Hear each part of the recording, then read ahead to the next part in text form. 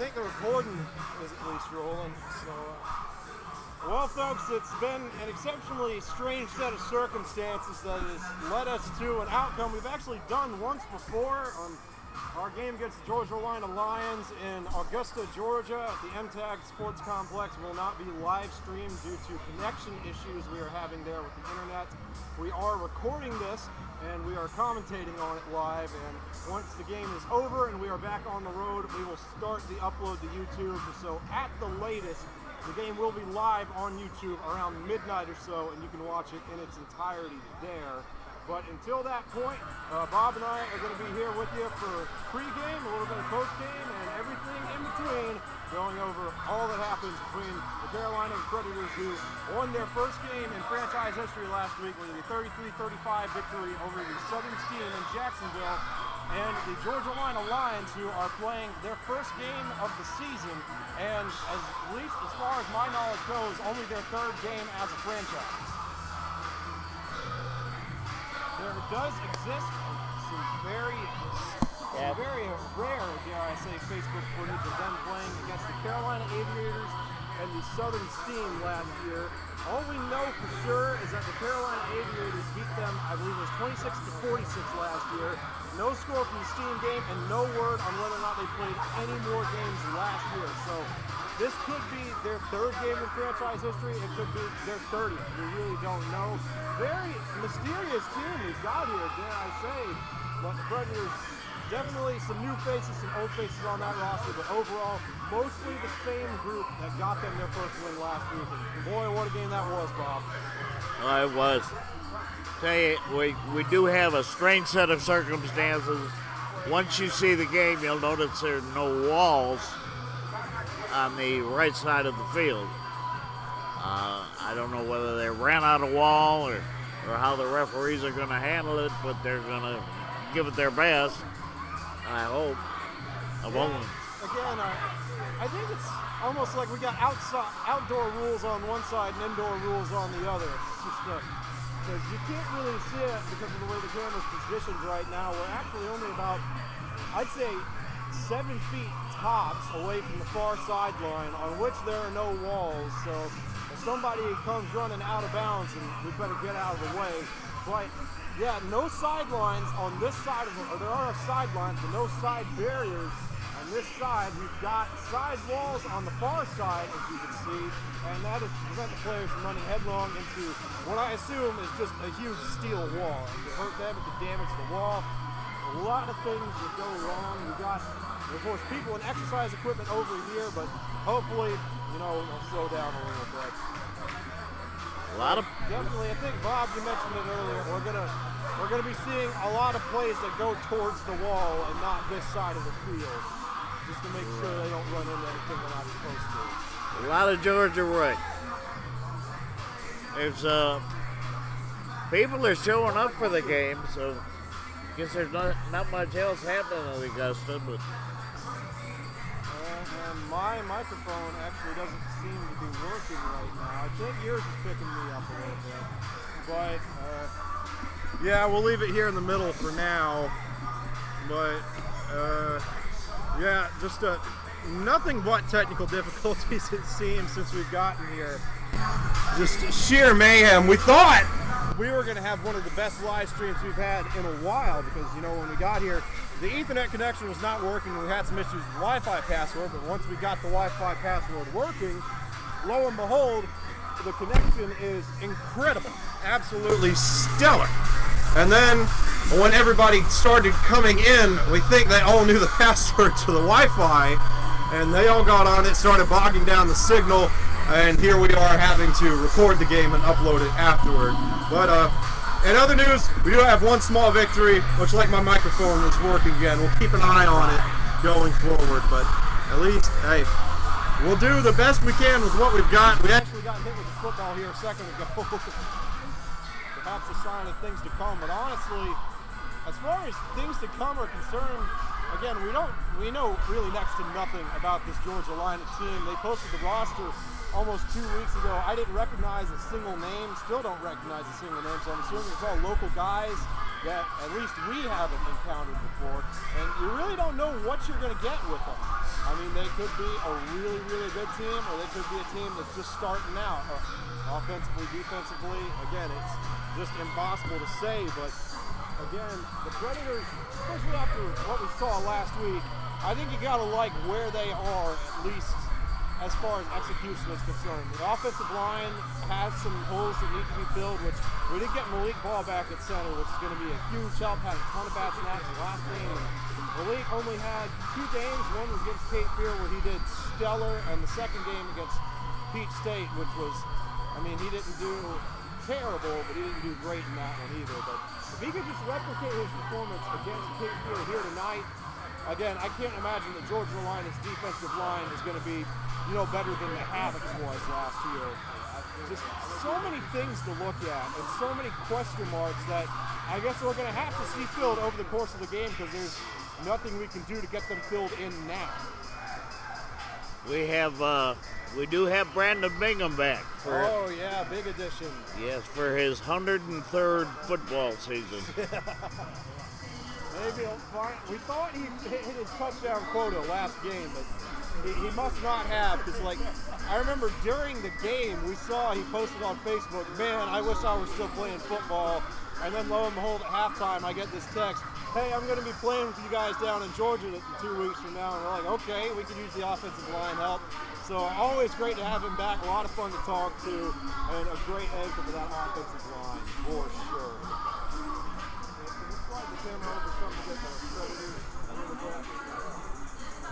If our guys play like they did last week, I'm sorry, 2 weeks ago. I know, I keep on wanting to say last week too. Yeah, they were ready considering the layoff they had. If they play like that or even improve on it, should be an awful good football game. Oh yeah, definitely. And I mean, you could tell, I think for the first time in a really long time at the very least, if not franchise history, I mean, you could tell that the guys were really having fun out there. Sometimes they're definitely entertained, and sometimes, yeah, they're laughing and joking on the sidelines, but the last game, I think, was the first time they were consistently out there having fun, keeping themselves occupied in a positive way. I mean, it was backyard football in a cage. That's what it was last time. And, I mean, that was the most fun either of us have had at a game. I think it was the most fun a lot of the players have had at a game. And it showed with the quality of the play on the field was just that much better because both teams were really happy to be there. It wasn't this all business opportunity that especially the Dragons in their second year took. They took that all business approach. The Predators a little bit, I think, last year, but this year I think it was just a matter of them, hey, we have not played football in at least 3 months. We have not practiced in about 3 months. First full contact game in an extended period of time, and they just wanted to go out there and play. And again, if they can just replicate that energy and come out here because they want to be here and not necessarily, we got a game against the Georgia-Lina Lions. If they come out here and they're playing because they want to play and they want to have fun, they're going to put up a lot of points and get a lot of turnovers, to say the least. I mean, I think we had 6 against the Steam. I think we turned it over 6 times, but the Steam turned it over a lot too. I mean, it was a great performance by both sides of the ball, on both ends really, especially. Steam with that 19-point comeback in the fourth quarter. Thought they'd won it until Ricky McKinney let him straight down the field in that 1-minute drill. Cedric Proctor scored on the bad snap with 5.7 seconds left. And the Predators almost blew it on the last play of the game, running a zone coverage against the scissors concept. That's really never a good scenario for the offense, for the defense. I mean, just a good play call, really, and it almost cost them the game, but they were able to flush quarterback Garrett Sutton out of the pocket. They had the short hop to slow a little bit. Ball was caught right at the sideline. One of the DBs knocked the receiver out of bounds right as the clock expired, and the Predators were able to hang on for a 35-33 win, the first in franchise history. It was one heck of a game, to say the least, and my microphone is out again. I think we're just going to have to put this in the middle. Alrighty. Yeah. The one thing that if you look at it, that the guys were happy to play or ready to play was the fact that they were that's after a long drive. Oh yeah, 5.5 hours down to Jacksonville. Yeah. 2 days, baby. It's never games that I come over here and say what's up. Oh, Yeah. you know We it. always gotta come and say what's up. You know it. All right. All right, guess who that was? I bet nobody knows. Frankie Littlejohn, the ageless wonder out here. Had a great game at defensive end last outing. 2 sacks, a lot of forced pressures and forced rollouts. Great game for the defensive line all around. I mean, Sutphin was under duress early. They got kind of lax, stopped blitzing the MAC linebacker in the fourth quarter, and that was really what enabled this team to get that comeback going. But when the pressure was on, it was on, and you could tell just by looking at everybody that it was a big issue for Sutphin and the entire Steam offense. They could, especially through that first quarter, they could not get anything going. And it was the one thing I enjoyed about it is, well, there were many things I enjoyed about it, but I guess they never quit. They had a big lead. They hung in there, kept it, but when it came time to come back, they came back. Oh yeah, and that was the one thing that really surprised me the most, because I mean, we saw with Ricky McKinney, Joshua Ross was our backup last time around. He was not able to make it to this game due to some pre-existing obligations with his high school that he coaches at, but they kind of messed around with Ross a little bit at quarterback, and he was having a good game. He was just getting the short end of the stick on, honestly, pretty much every pass he threw. He just could not catch a break, poor guy. And so we thought Ricky might have been hurt for a little while, and that was why Ross came in, because Ricky wasn't necessarily having a bad game. He did have 3 interceptions in the first half, but really only one was his fault. The other 2 were just balls that went straight off the receiver's hands and into the arms of a waiting defensive back. But for the most part, I mean, we were kind of worried. You know, is Ricky in good enough health to lead a 1-minute drive? Is he going to be able to stay in the pocket long enough to make the downfield passes he needs on this drive? And lo and behold, I mean, it took one throw to get him going. I know we got to a 3rd and 10 on that first set of downs, but after that, I mean, they went straight down the field. Ricky, I think he might have completed 2 or 3 passes in a row. I mean, it was just a phenomenal looking drive. Took him all the way down the field, scored on that bad snap to Cedric Proctor, who ran it in. Great awareness on his end, too, to just pick it up and go. And, I mean, again, you just can't understate how clutch that was, especially after having given up 19 points, having just turned it over and turned it over and turned it over in just about every way imaginable, it seemed, towards the end of that one. For Ricky to come out there and take them straight down the field, just on command, that was incredible to watch. Yes, it was. It was like we made these mistakes, okay, fine, but we're not going to make them again. We're just going to play football the way we know how to play football. And they are adjusting the camera. Of course, you can't tell that because you're not getting in the camera feed. We've got a view of the Georgia-Lina Lions. As you learn things about them, we will be learning things too. I did a little digging around on Facebook. They seem to be, if I had to guess, they're going to be running a 2-quarterback system, though Hunter Rippey has gotten the majority of the reps here in pregame. Anthony Scott was the other quarterback I was looking at. Definitely seems like more of a runner, and Rippey more of a pocket passer. And you can see him, Rippey, I definitely think if they can get some pressure and hits on him, especially early, that he's going to be quite rattled going forward. He is, I mean, he's no, I'm trying to think, who's a really big, he's no Cam Newton. That's the best, but he's no Cam Newton. I think Cam Newton might have 80 or 100 pounds on Rippey. With that being said, Rippey's probably more accurate than Cam Newton. On their roster, they have 4 quarterbacks listed. Wait, where was the 4th one? I only saw 3. Yeah, I saw Sean Owsley Jr. was a new addition. He's going to be wearing 18. And then Anthony Scott, 7. Hunter Rippey, 3. Oh, yeah. No. Lane Phillips, or is that I really can't pronounce. I don't know how to. The caution hook. Yeah, that's my best guess. Quarterback and linebacker. That's a combo you don't see every day. Yeah. QB linebacker. I know. I've seen it in high school. I know those actually tend to be really coveted defensive recruits. The middle linebackers that played quarterback. coaches really like going after him because they assume that if they play quarterback, they've really got an awareness factor that they can use at the middle linebacker position. But in arena, the only other person I've seen actually do that, Ricky McKinney, of all people. The only other guy I've seen go quarterback and linebacker in the same game is in the same building, playing on the other side of the ball. But you can't count Ricky on that because he's got no sense. Yeah. He did need to quit playing 20 years ago, but he can't because he's that good. I have watched Ricky play from high school through college, through semi-pro, and now up until arena ball. Mm-hmm. He's fun to watch. Yeah, definitely. And you can faintly see him there. There's a guy standing in front of him for now, but he's in the gray tank top and the white do-rag. And as far as we know, the do-rag is part of his body. It is not a hair accessory. Yeah, you can see him walking off to the left of the screen there. Absolute cannon for an arm. But one thing about the do-rag, I actually did see him with it off one time, and it was incredibly jarring. I mean, I really felt like I had seen something I should not have seen.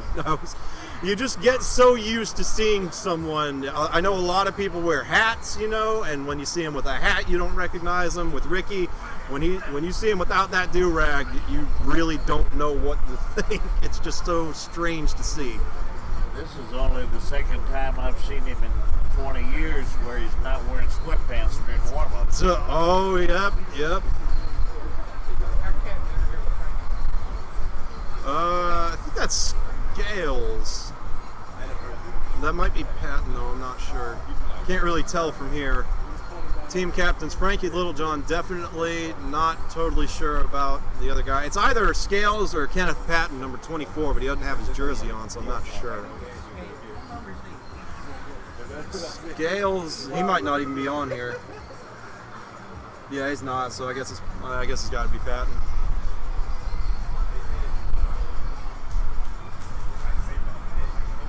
Now, for all the talk we've given to Ricky McKinney and Brandon Bingham, one guy that deserves, honestly, just as much talk as them, if not more, is Cedric Proctor. He was the player of the game last time, and without Ross here as a second-string quarterback, I think he's going to play 4 positions tonight.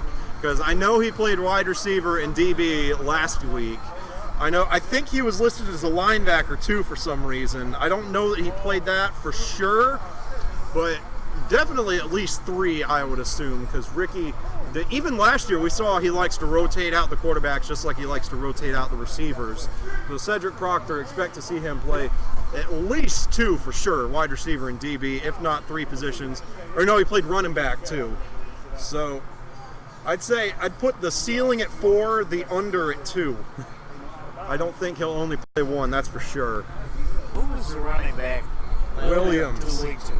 Deontay Williams had about a 100-yard game. He had 3. Keep an eye on him. Oh, definitely.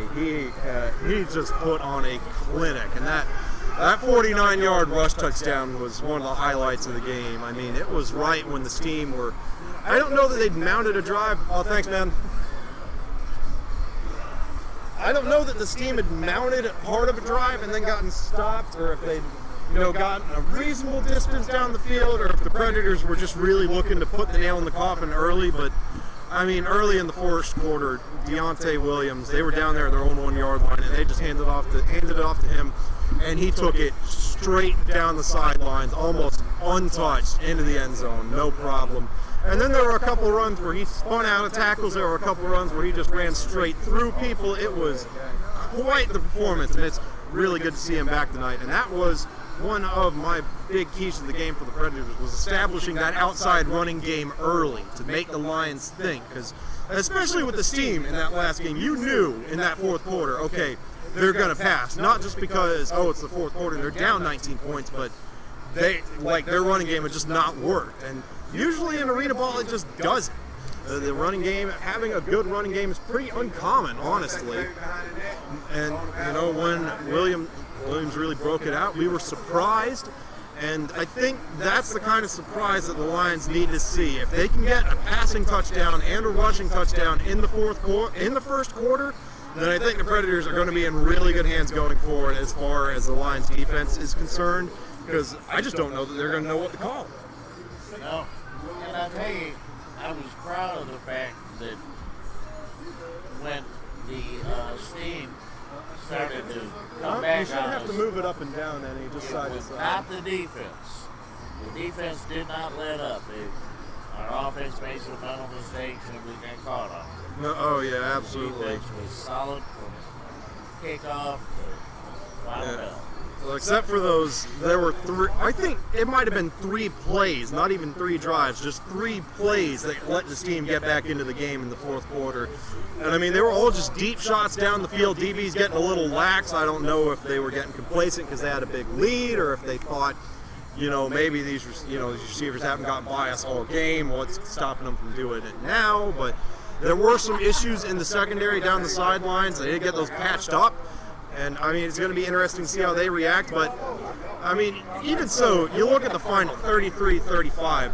Giving up 33 points indoors, that's pretty good. It really is. At this level, it's definitely a little above average. I know as the higher up in the arena football hierarchy you go, the more points the offenses are going to score. It's just a general rule of thumb. But even so, 33 at the AL/EIF/UAL/ABCDFL, at 33 points in one game is pretty good.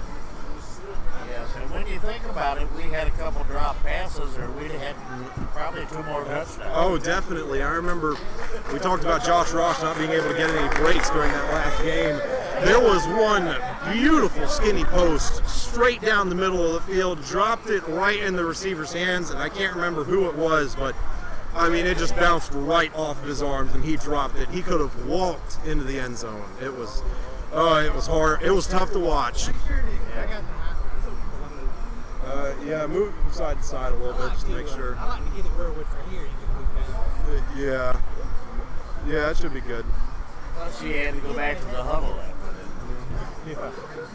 Now, I thought, and I can't see it from here anyway, but I know I did see them setting up a projector screen off to our right. And I didn't know if they were going to use that as a scoreboard or what. But again, I can't see anything on that screen now, so I guess not. So until further notice, we've got no scoreboard, no game clock. It is all going to be on the referees, which they did a great job last game, and I swear the referee with dreads is the same one from the last game. I swear it's him. If it's the same refs, we're in for a good game because they did a phenomenal call. But then again, these refs aren't wearing shorts. Yes. The Carolina Lions will be in all white.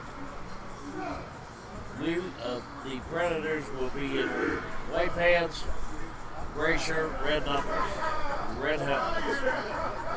Yeah, I really do wonder what happened, or no, we never had gray pants. It was always, we used the black ones with those. But see, again, I don't think there's going to be a kickoff. I think Yeah, Ricky said that in pregame. There's not going to be any kickoffs, and we're only going one way because they did. Those are actually shipping pallets behind those dasher boards on the far side. There are no dasher boards on the right end zone, only on the leftmost end zone. So we're only going to be going, or actually it looks like we're going into the end zone with no dasher boards, which is rather strange. Just make sure you keep the ball in the center of the frame. And we've got our first play of the game. Hunter Rippey, just a quick hitch, complete, and the Predators, if he didn't get a first down, he got really close. We'll call it 9 yards. DeAndre Duke Walker on the reception.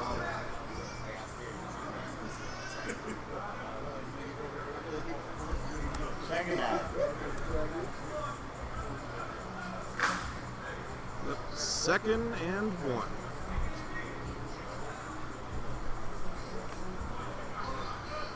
And Rippey, again, we didn't really know what to expect from him, but I know a lot of teams do like to open up the game with a quick hitch, but it does seem to indicate that, wow, okay, I've never seen that. Wow!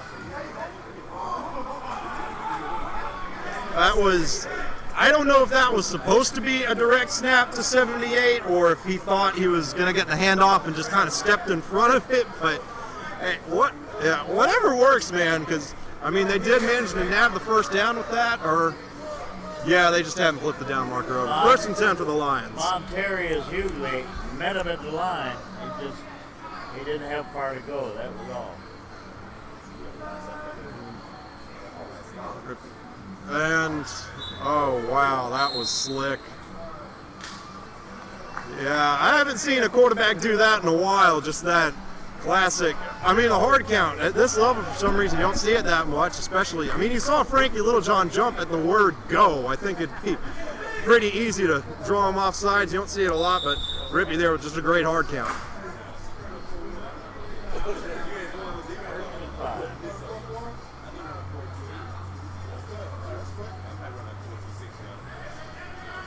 We are right at midfield, so if somebody goes out of bounds, I'd say 50-50 shot, we're getting mowed down.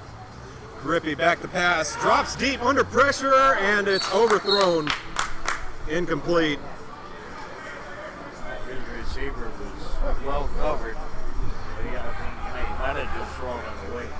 Yeah, and like you said, or like we mentioned in pregame, he's no Cam Newton. He is not the biggest quarterback you'll ever see, and he drifted away from the pressure that time, and you always like to see quarterbacks step up into pressure. I don't really know that there was anywhere for him to go on that play, but he did drift backward, which is going to be something to see, because when you drift backward, it's nearly impossible to get your feet set and make accurate throws on a consistent basis.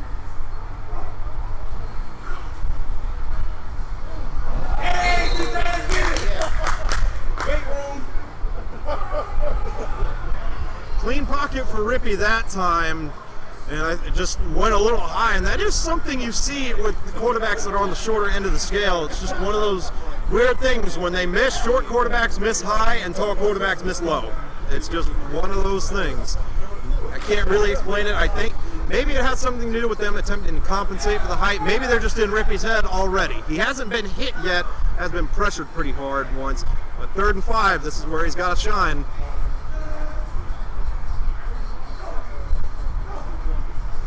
Gets him with a hard count, but nobody jumps under extreme duress. Oh, he's got wheels! Man, Rippy's a quick little guy.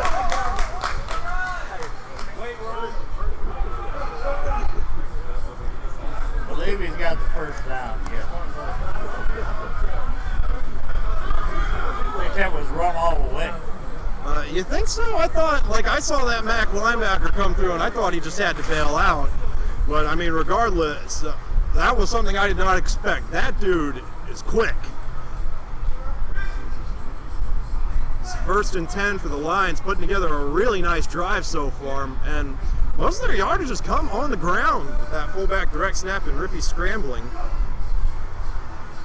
And there's your quarterback draw. Or no, I think he faked it a little bit.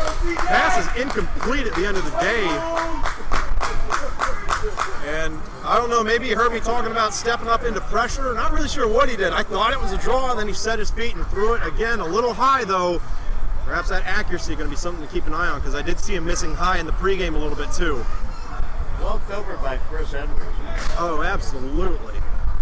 Like we said, the Predators secondary, they had a great game last game, other than just those last couple of plays even. Not even last couple of drives, just those last few plays. They can get that under control, they're going to be in good hands. Rippy under pressure again, off he goes, and he's hit. Oh, and the helmet's off, helmet's off. We got a real game, folks. Oh no, maybe he just didn't have his chin strap fastened on hard enough. I think we're going to call that 3rd and 5, and Chris Edwards on the tackle again. Looks like he decides quick to run. yeah, and you know who had that problem? Mark Littlejohn. Yes. But definitely a different breed of running quarterback, those two, because Mark, you know, he wasn't all that fast, but he could take 3 steps and be 10 yards downfield. Rippy's just quick, so I definitely think they're going to have to work on spying that jack linebacker, which they do, and passes batted down, yeah. So it's going to bring up a 4th down and 5. This is going to be an interesting one. Okay, I got $20 Rippy's taking off. I don't know if they're going to call a run or not, but he's running. Which, I mean, the defense has got to be ready for it. He's only had that one completion. linebacking core is looking tall, but not that wide, I guess.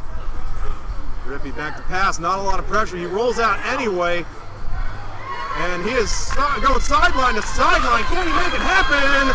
Trucking, just a hair short, I believe. Yes. And actually, I was looking at the wrong stick. I think he might have netted 1 yard tops on that play. They're wrapping up. They're not just swatting at them. They're wrapping up. Oh, yeah, absolutely. But how about Rippey? He was dragging some dudes. Which is interesting. I don't know. Maybe they must have changed their minds about only going one way. Interesting move and yeah. So even though they got stopped there, I got to say, very impressive performance from Hunter Rippey thus far. Definitely needs to get some more completions in, even if they are just those quick hitches. And I mean, but again, you always want to get the quarterback flustered and out of the pocket. That's a great place to be defensively.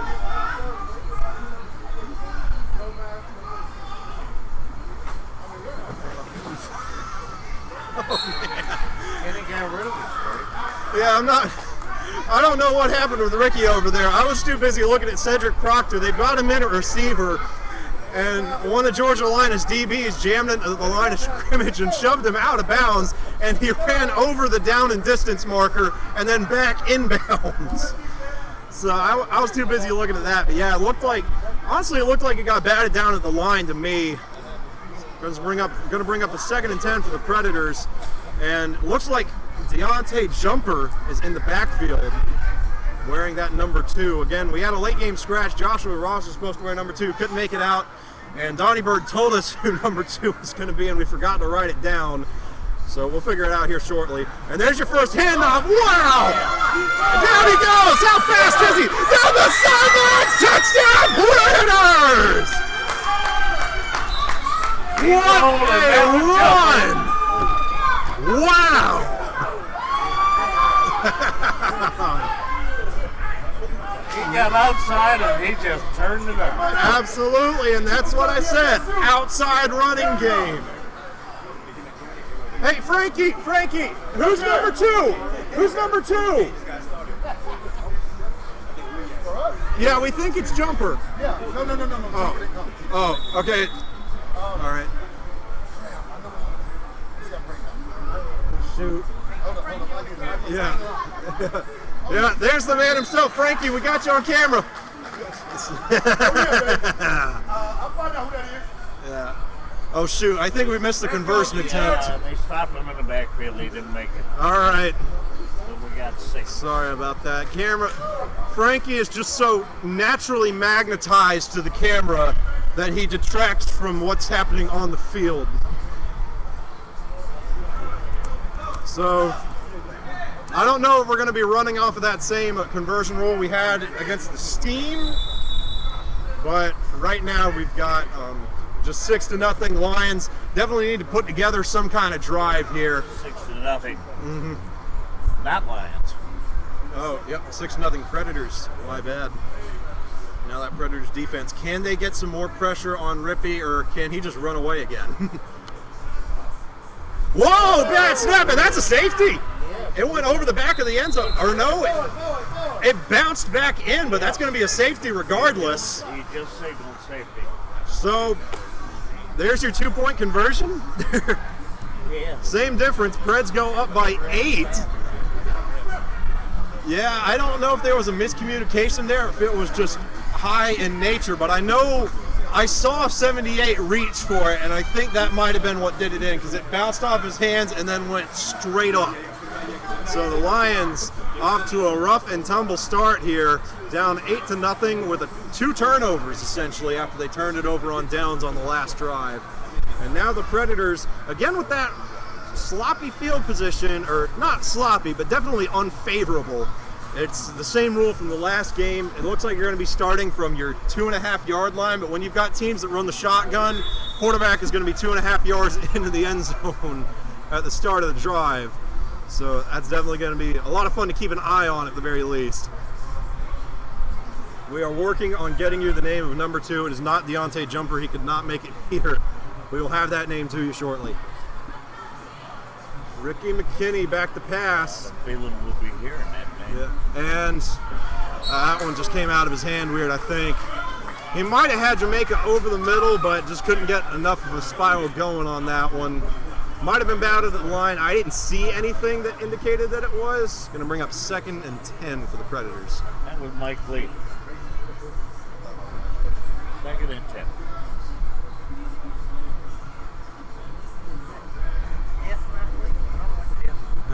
Yeah, his Facebook name is F. Mike Lee Sr. Nobody knows what the F's for. And nobody's seen Mike Lee Jr. to my knowledge either. He's probably 6 years old. And Ricky, under duress, sidesteps it, and I don't think Mike Lee was looking for it. No. I think he said, I got this guy beat. Yeah, the pass was definitely a bit behind, but I don't know. I don't think I ever saw Mike Lee turn his head. Could have been a completion, maybe not. Should it have been picked? Probably, but again, this is Ricky McKinney, who is essentially arena Matthew Stafford as far as throw power is concerned. I don't blame an untrained DB or a DB that hasn't caught passes from him before not being able to catch that one. So he had some gas on it. But now a pivotal 3rd and 10 already for the Predators. Offensive line's been holding up pretty good. Quarterback accuracy is just what they need. But again, a handoff to the running back. Can't really go wrong. And it's a read option by Ricky, I think. Got some yardage off of that one. Hey, Mike, you dropped your mouthpiece, Mike. There you go. Okay, so that's probably going to be a 4th and 7, and I would imagine we're just going to see that same punt rule from the last game. If you get to a 4th down you don't like, you could just, quote, punt the ball, and it'll magically appear at the other team's 2.5-yard line. But, Doesn't look like yeah, they're going for this. 4th and 8, they got a actually. choice. Maybe? Or maybe Ricky's just going to try to arm punt it, see how far downfield he can get it, and hope the Lions pick it off. I'd like to see a 1st down. Yeah, going to be interesting to see what happens. Mike Lee in motion. Ricky's got the snap. Pocket's clean, rolls out a little bit, and it hits the ceiling. That's going to be a turnover. I don't know that he had a man deep or not. I was watching the pocket, but he had Mike Lee deep, but I don't know if he was away clean. Yeah, this is, I mean, again, that's a big turnover. Exactly what the doctor ordered for the Lions, honestly, but the ceiling is definitely going to play into things. I mean, you can actually see the ceiling in the feed. That's how low it is in here. I think I gave the last one 20 to 23 feet. I might say 20 tops for this one. It is definitely a compressed venue, to say the least, and I mean, you would need incredible throw power to get one all the way down the field on a line tight enough for the ball not to hit the ceiling. I'd be very impressed if anybody pulled it off today. So 1st and goal, actually, for the Lions. I have a feeling they're going to 78 in the backfield. I wouldn't be surprised. I wouldn't be surprised by that, but I wouldn't be surprised by just a straight read option either, because both Rippy and 78 are good running threats. Snaps clean, direct to 78, and trying to make some dudes, trying to sidestep some guys, but I don't know that he's fast enough for that. Yep, he didn't make it. Yeah, might have gotten a yard. 2nd and goal. Now, the Predators' offense definitely, at least in the passing department, sputtering a little bit, I'd say. But imagine the momentum for the defense. If you can force the Lions after they get a good drive together to turn it over on 4th down, and then if you can get a goal line stand here, that would be huge for the Preds defense momentum-wise. And a high snap, Rippy corrals it, making some men miss. That's what he does best, running, and he skips into the end zone for the Lions touchdown.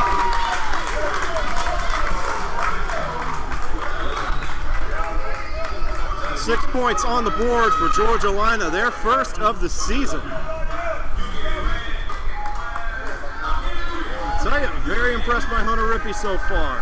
Nice game. And again, the speed was not at all something I expected from him. I figured he'd be a drop-back rhythm passer. But no, he has gone out here and he has just made play after play after play with his feet already. I wouldn't be surprised if he does it again.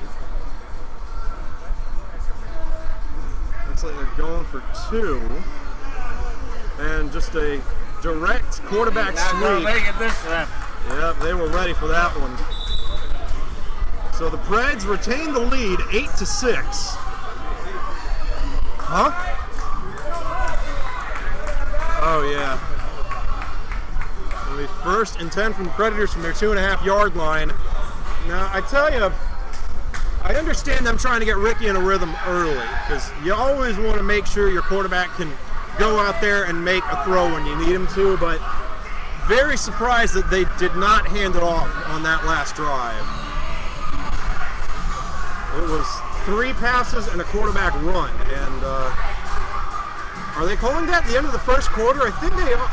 Yeah, I think they are. So, looks like at the end of the first, the Preds lead 8-6. Again, no scoreboard here, no running clock. Going to be tricky to figure out what's real and what's not in this game. Either that or they're just sending them this way. Yeah, you think it's like drag racing where they think one lane's lucky? Regardless, what's not going to change is the fact that it's 1st and 10 from the Predators from their own 2.5-yard line.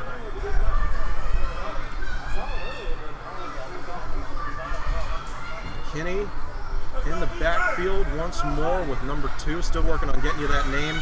Definitely got to beware of high snaps here.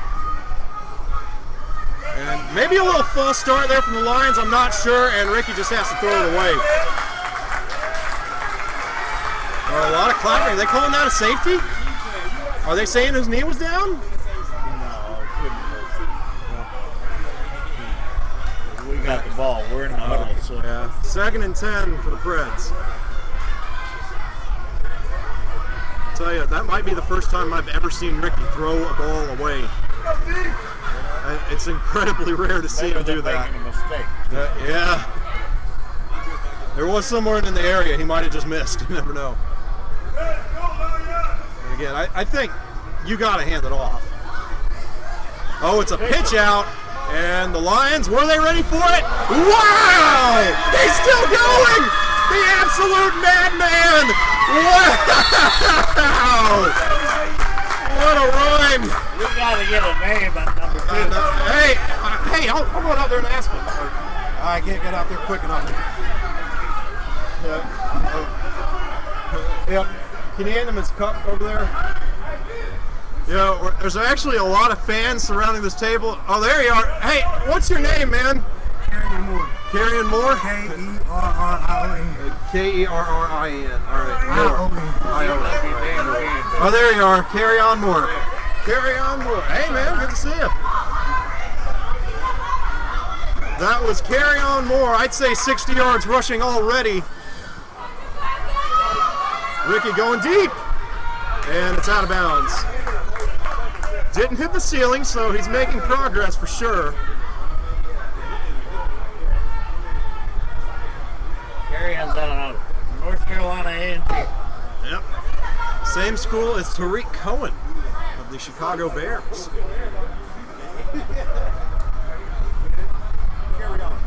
Carry on. Yep, he came by here. Carry on. Carry on. Carry on. Do carry on, carry on. All right. Spreads out in a standard 2-by-1 set. Slot man in motion. Kinney making some men miss, traversing the pocket. Throw is low and incomplete. That's going to bring up 3rd down and 10.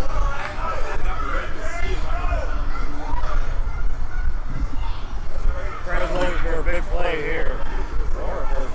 Yeah, I would think more of the 1st down route because, again, how deep are you going to be able to throw with the ceiling that's this low to the ground? I don't know that that's something I'd want to test this early in the game. Right now, I think the focus has got to be, if not getting a 1st down, at least turning this into 4th and manageable. Because this is definitely kind of that gray area where you don't know, are we going for it, are we going to punt?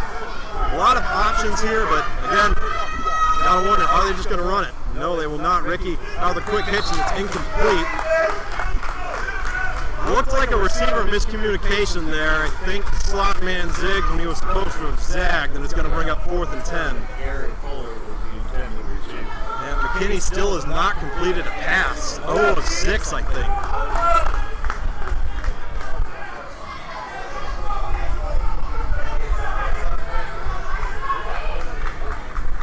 So 4th and 10, looks like we got no punting rules in here. It'll be fun to see how this turns out. Again, offensive line's been holding up reasonably well. Ricky's just got to deliver these passes. And there's your handoff. He's still making men miss. Can he get 10 yards? He's dragging the pile. He got close, and they're going to call that a turnover on downs. Carry on. A valiant effort, but I don't know many people that can go through a wall of 4 defensive players. So the Predators with another turnover on downs, a second one in a row. That was as good as a punt. Oh, yeah. Lions going to be at the 21-yard line, it looks like. I imagine Rippey is still in at quarterback. Can't quite see. We've got a crowd of people next to the chains.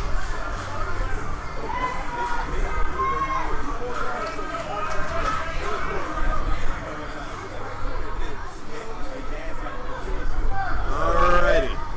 1st and 10 for the Lions. No turnovers yet, except for the safety. Yep. And the turnovers on downs, if you want to count those. Back to pass. Got some happy feet rolling out. And he dropped it. Had a man open underneath, couldn't reel it in. And did you see DeVario Holly over there keeping the QB contained, not rushing the quarterback, just kind of hanging out around the line of scrimmage?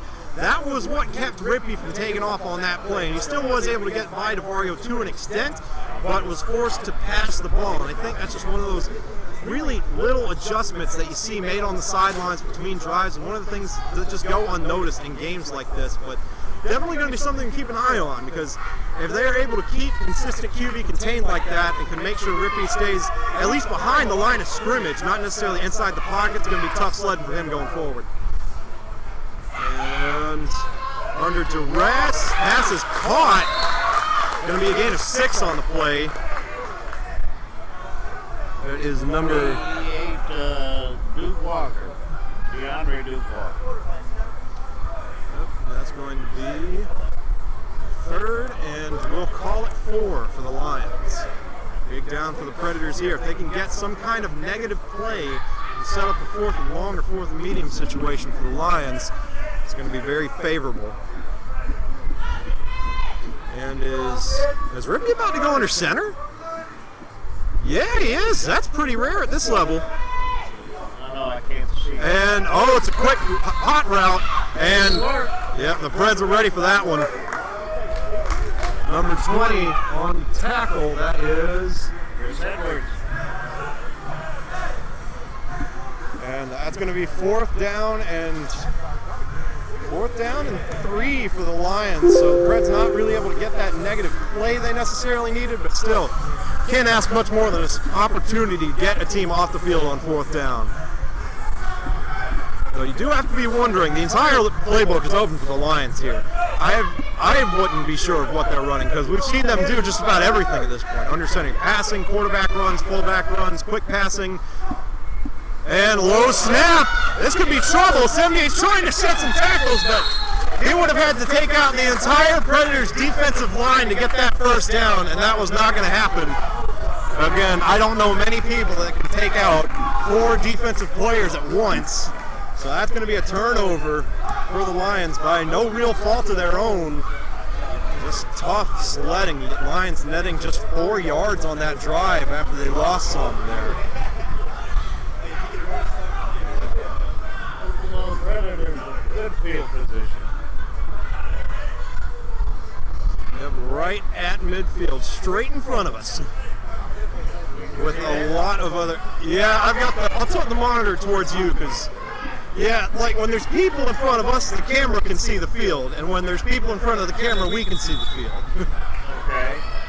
Though, I would like to know if it takes 4 people to run a down the distance marker, or at least half of one.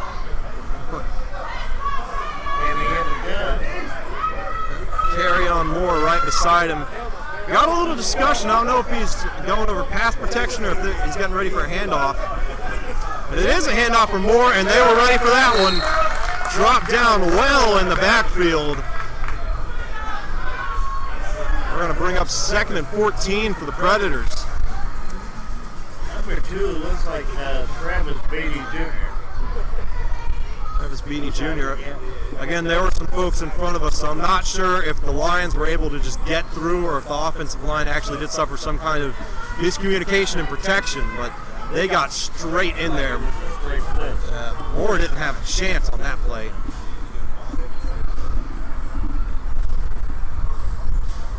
But you've got to hope that that doesn't kind of scare them away from the running game, because again, that was an inside run where they've had their most success, or on those pitch outs and the sweeps to the outside where the defensive line getting through really isn't a huge factor. This is probably another run, actually. No, they're going to throw. And, whoa, what a catch! That's Gary Fuller, number 7, with another circus catch for Ricky McKinney's first completion of the game, and boy, did he need that one.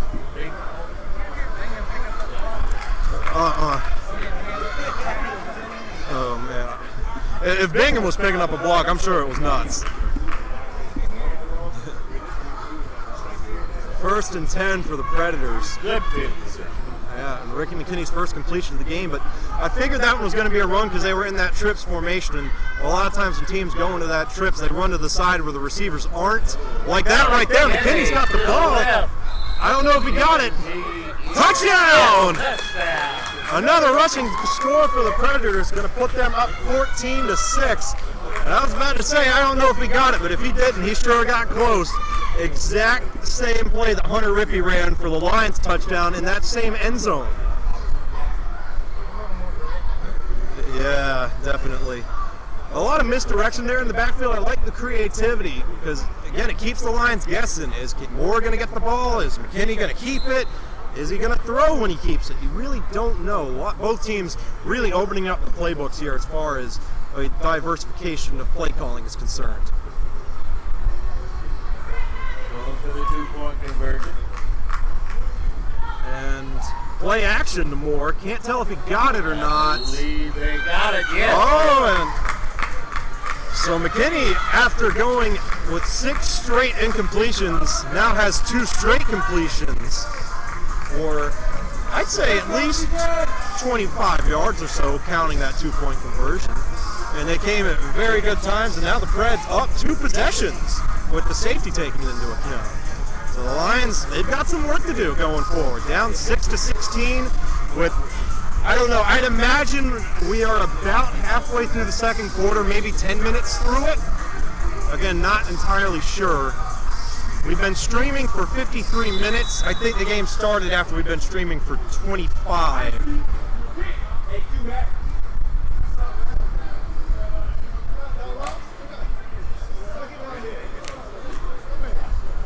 And Hunter Rippey still in the shotgun, awaiting the snap. 78 right there beside him. Watch for the QB contain, and that's what they're doing. They're not going to let him get out of the pocket. And is that going to be a safety? Did he get out of the end zone? Or Rippey's saying he wasn't down. He just ran by the table, and some of the Lions are marching downfield. Now a lot of the Lions are marching downfield, and I think they're going to give it to him. Or wait, no, they were running their end zone. Wow, I feel dumb now. They were running their end zone because that's where their sideline is. That is a safety, so 18 points for the Predators now. But again, that QB contained. Frankie Littlejohn and Davario Hawley both did not rush the quarterback, and you can do that. You can just kind of hang out right at the line of scrimmage so long as you cross it and keep that QB contained. And I think when Rippey saw that, got flustered, tried to drift backward a little bit, but again, he's 2 yards deep into his own end zone. And the end zone's here only 4 yards deep from what I've seen, had nowhere to go and got sacked by the nose tackle pretty quickly. Like that a couple of times, he could be gunshot. Oh, definitely. And we saw it to Sutphin, who was one of the most aggressive passers we've encountered, just last game getting gunshot. Safety.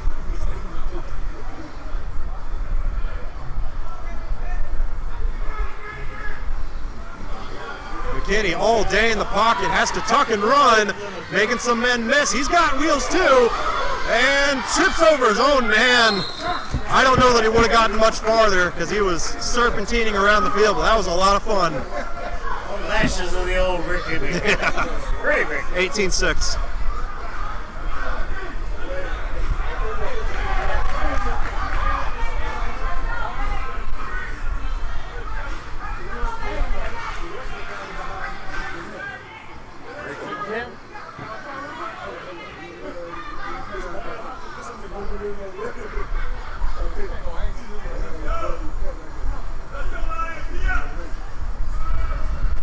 And it's a handoff to Moore, but again, wait! There's no way! Wow! Carry-on Moore is not human! There is no way he made it out of that. I don't know what he has done in the weight room to be able to make it out of that and then just get somersaulted and pop right back up. A loss into a game of 7. Yeah. Something out of nothing.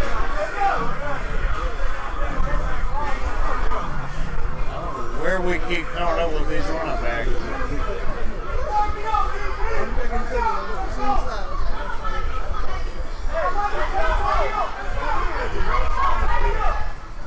McKinney right near midfield, we'll call it the 23.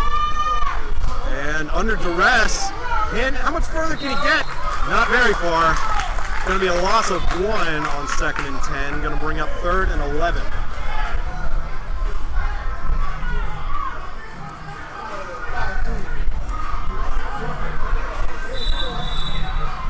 So now, or not 3rd and 11 because Carry-On broke that tackle. It's going to be 3rd and 3. My mistake. Now, definitely an interesting play call here. Do you go with the run? I mean, if you do, you have to pitch it to the outside because at least for the inside runs, the Lions have been ready for those. They've been keyed into them, and I don't think they're going to let Carry-On Moore just go straight up the middle of this game. So if you do run, it's going to have to be to the outside. And Ricky has had, all right, he's into something of a groove passing the ball, but on 3rd and 3, on this important of a down, how much are you going to trust him with? Is it going to be a quick hit, or are you going to try to go over the middle, or are you going to go straight for the end zone? Again, entire playbook is open for the Preds.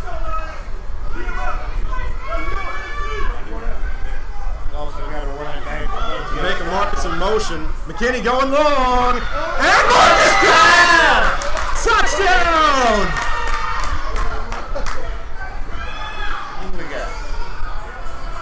That was Jamaica. Yeah, one of the most just all-around fun guys on the team, Jamaica Marcus. I mean, he livens up a room just by showing up, and he has got the work ethic to go along with it. I mean, this guy does not stop. You can put him wherever, and he will do whatever you ask him to. He'd play offensive line if you asked, I'm sure. And with his first touchdown as a Predator, I believe, actually, right there, and it couldn't have come in a more dramatic fashion right over the arms of the defensive back. Puts the Preds on a roll in the air. Yeah. Starts out 0 for 6, has 3 straight completions.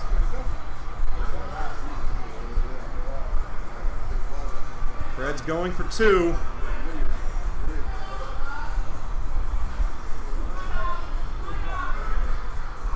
And I think that one got picked off. May have. I'm not really sure what happened. We'll have to. All I know is, yeah, I know somebody caught it, and whoever caught it was wearing white gloves. That's all I saw. So we'll have to ask one of the Predators when they come by. By our measure, it's 24 to 6. It could be 26 to 6.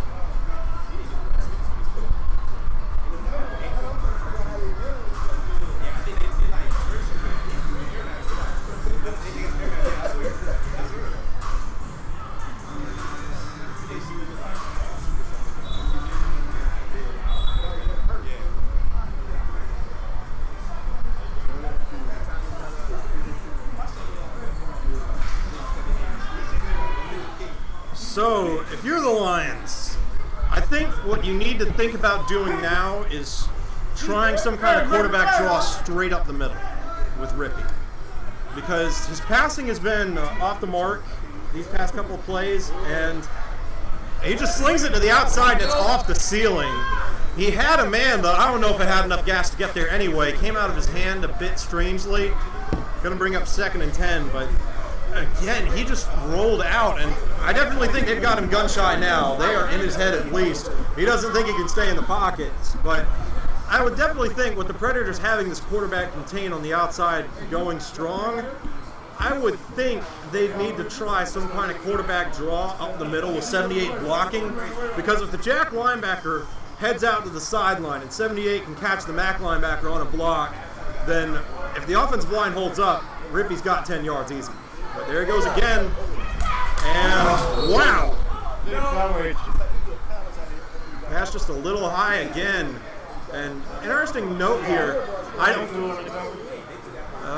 believe so.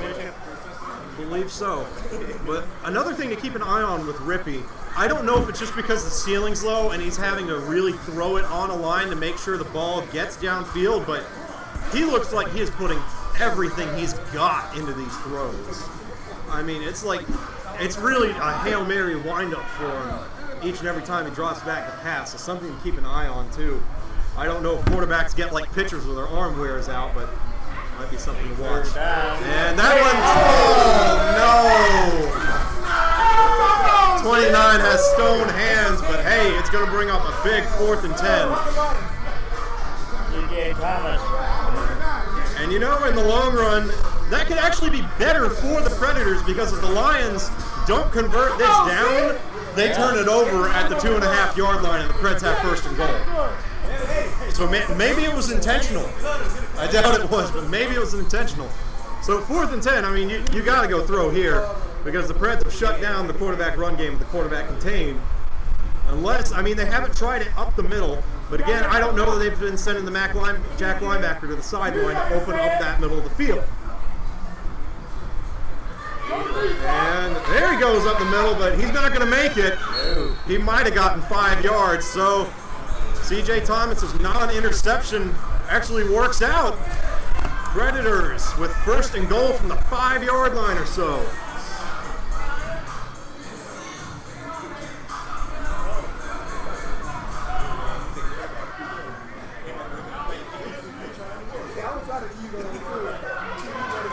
First time I've seen the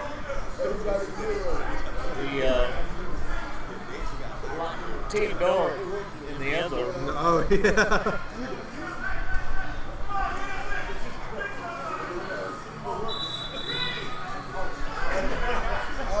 And hang on a second. Oh, yeah, a little bit of a miscommunication here. I think, yeah, for some reason the Lions were on the opposite side of the field. Yeah, they're getting it sorted out now, because the Predators still should be going to the end zone without walls. Yeah, there we go. And I don't know, are they trying to argue some kind of play clock expiration there? Oh, yeah. Can you get him, Seth? That guy, he was guy number 9. That was number 9, so that's going to bring the Predators. I think it should bring them even closer to the goal line. Reds with an opportunity to go up 30-6 in the first half. And yet they did move the ball forward. It is, wow, they got really generous with that penalty. It's on the 1 yard line. You got to carry on more out there. Oh, yeah, just a... I tell you what, because Ricky, you know, in his days at Burns, he was a running back. He always wanted to play quarterback. They had him to RB. I'm sure he's done some blocking. I say just direct snap this to Moore, let Ricky block for him, and take it straight up the middle.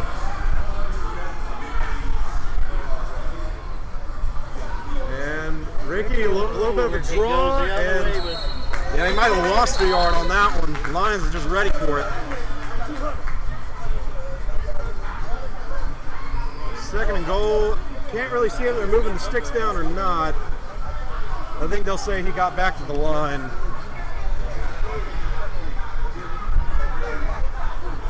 So again, we've talked about scenarios in which the playbook is completely open. Those, you know, 3rd or 4th and mediums or shorts. at the 2-yard line. Oh, it looks like they actually did move him back a bit. Ball is around the 2.5 now. But your playbook is pretty limited, not only because of the way the end zones compress the passing routes, but because of how well Kerryon Moore's been running the ball. Would not be surprised to see if they just pitch this to the left. And no, Ricky's going to throw, and it's dropped. The receiver could not hang on. In other hand. If you've been watching this team, you know Ricky brings it. So. Oh, yeah.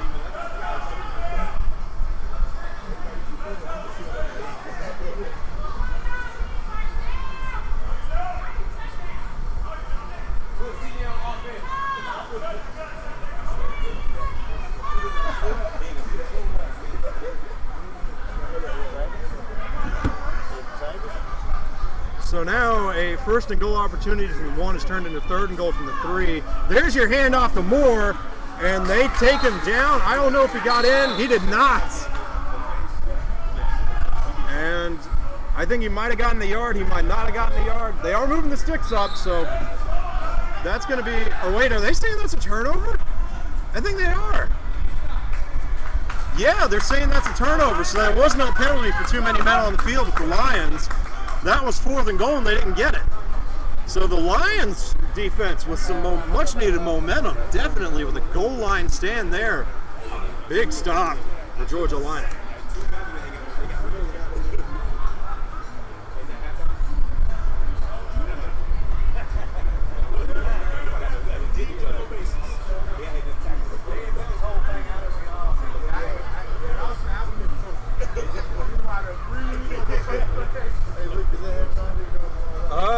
There seems to be a question. Yeah, people are trying to figure out if it's halftime. Again, I mean, whether or not they got a first down on that penalty, I think. Yeah. Though, if they are discussing halftime, we know from our game against the Cowboys last year, in games without a clock, they just look for a good stopping point to designate that as halftime. Remember when Kelvin Sessoms knocked down the wall? They called that the stopping point of the first half against the Cowboys. I'm not really sure where the ref's going. People are up and about. I guess that's halftime? I believe it's halftime because there's nobody in the locker room. All right, well, here's what we're going to do. Since we are recording this game, it's technically live, it's technically not, it's whatever you want to call it. Some kind of Frankenstein's monster of live and recorded. But our camera only has an hour and 48 minutes of video footage on it. And we've already been recording for an hour, so we're going to stop the recording here, export the video on the camera onto my computer, and then wipe that video from the camera. We'll have a fresh memory with which to record the second half. So, we'll be back shortly. See you there.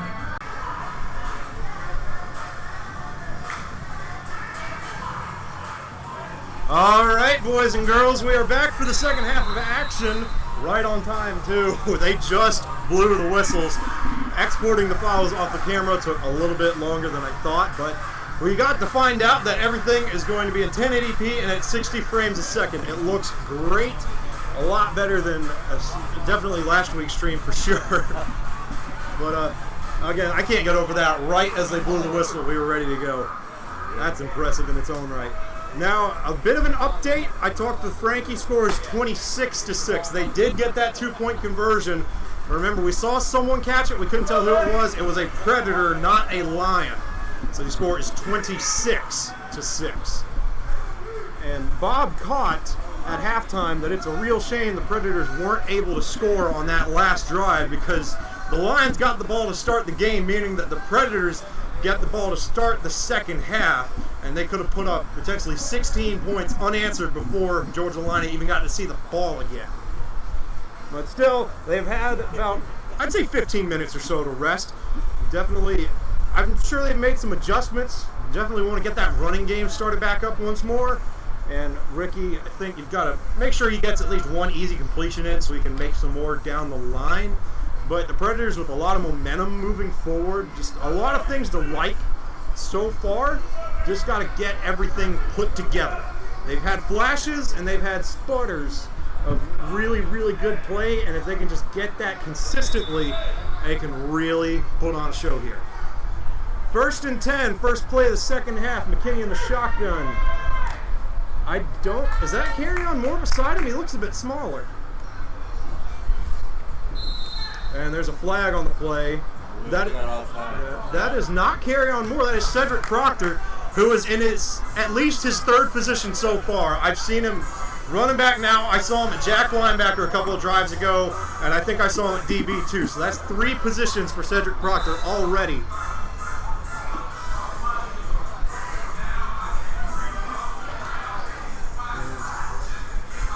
Well, a penalty back that close to your own end zone doesn't really do anything. It might make it 1st and 11, but a half a distance to the goal, it's not going to move you back very far. 1st and 11, we'll say. And snap is bad. Can McKinney get rid of it? And I think the Lions just scored.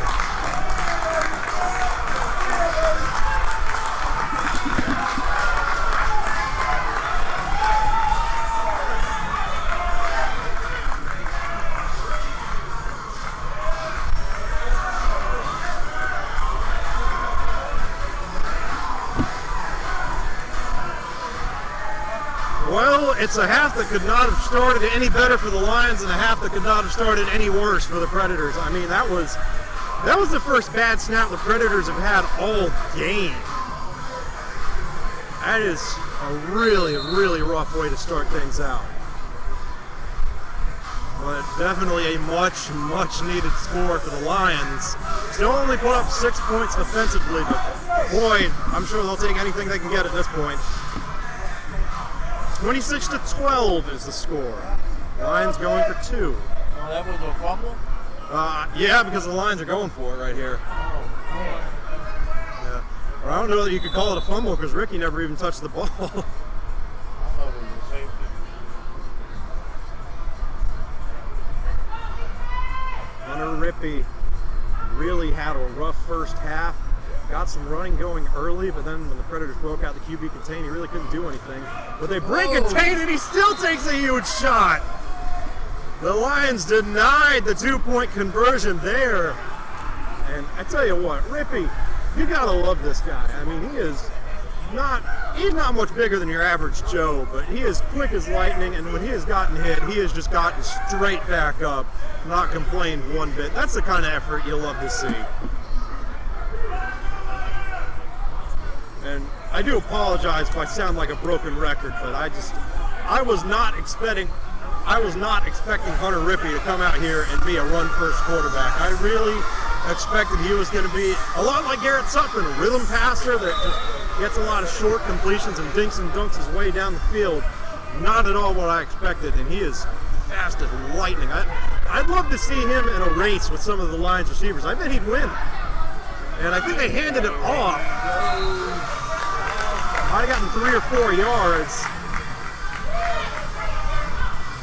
Not sure who that was. That was Jamaica. No, that was Carry On Moore. Yeah. The Lions are celebrating because they held him to 6. I'm actually getting 2nd and 7 on that one.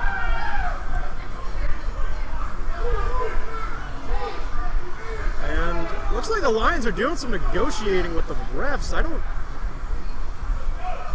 And Donnie Bird's talking with them too. I'm not sure what's happening. He's kind of taking some steps along the ground. Is he trying to negotiate the spot on the ball? Maybe he was showing them a new dance he came up with at halftime? I don't know. We'll call it 2nd and 7 for the Preds. As weird as it is to say this, I think they might actually still have more yards rushing than they do passing. Which, I mean, in 4 years of arena, I think we've said that 3 times. And both of the other times, if I'm not mistaken, it was against Cape Fear. Yeah, for those of you unaware, the Cape Fear Heroes actually are not playing this season, looking for new ownership. And Ricky with a bad snap, he fumbled it, and the Lions are going to score again. And no, it went out of the back of the end zone. So something of a lucky break there for the Preds. They're only going to give up 2 points instead of 6, but man, that is debilitating. 2 bad snaps from Malik Ball after a spotless first half.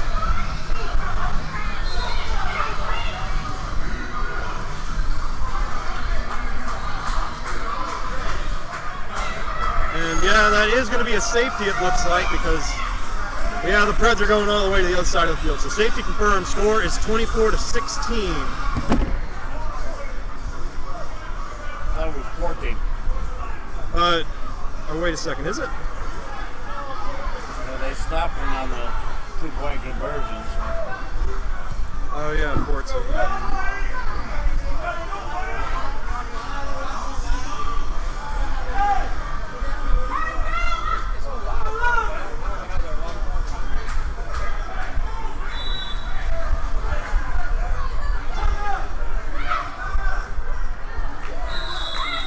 Bird called timeout. He didn't have any linemen out there.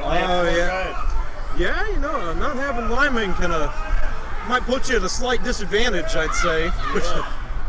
You know, interestingly, there's actually, at least in the AAL rulebook, which back when we were with the Dragons, I read that thing front to back, looking for things we could exploit, just like little oversights that, you know, like. It's like something that you wouldn't do normally, but since it's not in the rule book, you can say, oh, we can do that because there's no rule against it. I didn't really find anything in there, but I did see something that said if a team comes out with 7 or less players, there's actually not a penalty for it because they don't gain any advantage. It is perfectly legal to play with 7 or fewer players at one time. You can't have 8. You can't have more than 8. But less than 8 is okay. It's very disadvantageous. Yeah, you're not gaining any advantage. Rippy looking to pass. Another quick hitch. This is exactly how he started. Oh, he fumbled it! And wow, what a lucky break for the Lions. They actually gained about 8 yards on the fumble. Just a lucky bounce. I think Cedric Proctor was there, almost had it, but it just kind of hopped in a weird direction and went straight into a receiver's hands. I mean, that's just, you know, sometimes it's better to be lucky than good. They were lucky that time. I'm not really sure how the receiver lost the ball, though. I mean, it looked like it just kind of, yeah, DB knocked it out. I thought at first he might have just kind of lost the handle on it. So you know the receivers are going to be really hanging on tight now. And again, ball's right at midfield, so Bob and I can't really see anything. And Rippy fakes the pitch out, goes straight up the middle. He might have gotten a yard. I believe they got his number right now. We're going to call it 2nd and 9. They're going no huddle. Oh, interesting. Lions definitely need an offensive spark. That's a way to get it. Looks like they took a while to get the play in, though. Rippy just looking to throw it as high. Overthrows his man. Yeah. Man, I could tell as soon as I left his hand it was over. It's definitely, I still think Rippy is a little bit rattled right now. And he may not be rattled. Maybe he's just not that comfortable as a passer. That is something, I don't know if this is his first season playing arena or not, but that is something that a lot of first-year quarterbacks struggle with, especially coming out of the semi-pro game where quarterback runs are pretty much unstoppable for all intents and purposes. It's really tough to turn that switch off and say, hey, I've got to stay in the pocket and make this throw rather than just tuck it and run every other play. 3rd down. Rippy under duress already, just slings it, and I'm not sure what happened. I think they broke it up. I think he broke it up. He almost picked it off. Oh, shoot. Yeah. We do have a penalty down. Donnie Bird's arguing with the refs, but I don't think they're going to give it to him. We got illegal hands to the face against the Predators defense. Hunter Rippy just got a little too rough with him there. It's going to be an automatic 1st down, I believe, or is it?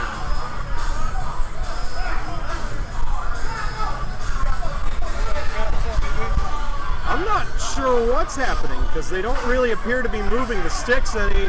Oh, there they go. Yeah, 1st and 10 Lions. So how do you got legal hands to the face in this game? I think that might be. It's only the 2nd flag we've had all game. I think we had 2 offside. I only remember 1. Clean pocket for Rippey. Slings it and it's caught. Going to be 2nd and 4. Lions knocking on the doorstep. Staring down, I believe, they got the 2-point conversion here. They will have scored 16 unanswered. Going no huddle again.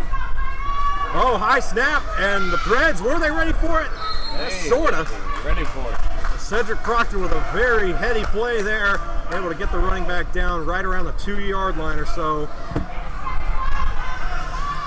What, 3rd down? I don't know. They might give him the 1st on that. No, it's going to be 3rd and goal.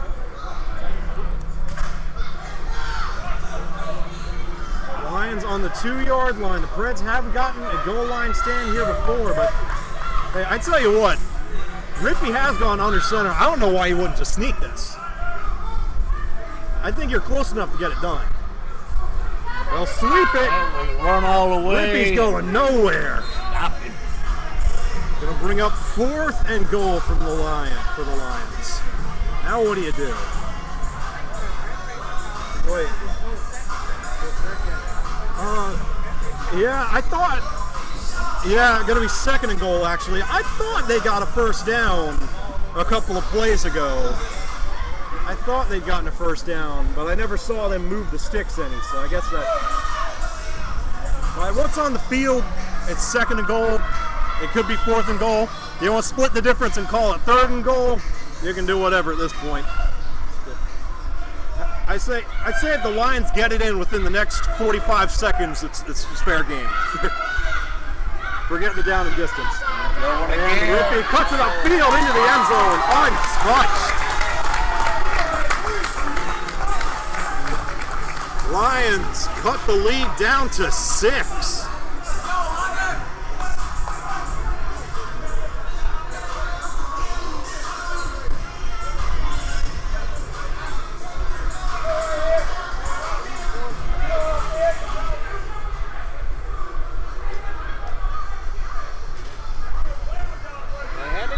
He made a nice move to cut inside. And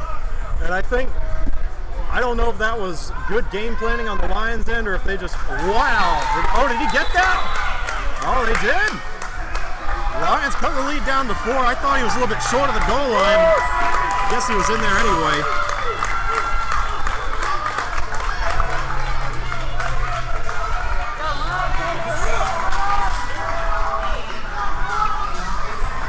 So the Lions with 6. I've got 26-22 Predators. Okay, 26-22. Yeah. So the Lions with, I'll have to double check what I said at halftime. Nah, we're going to be posting this later.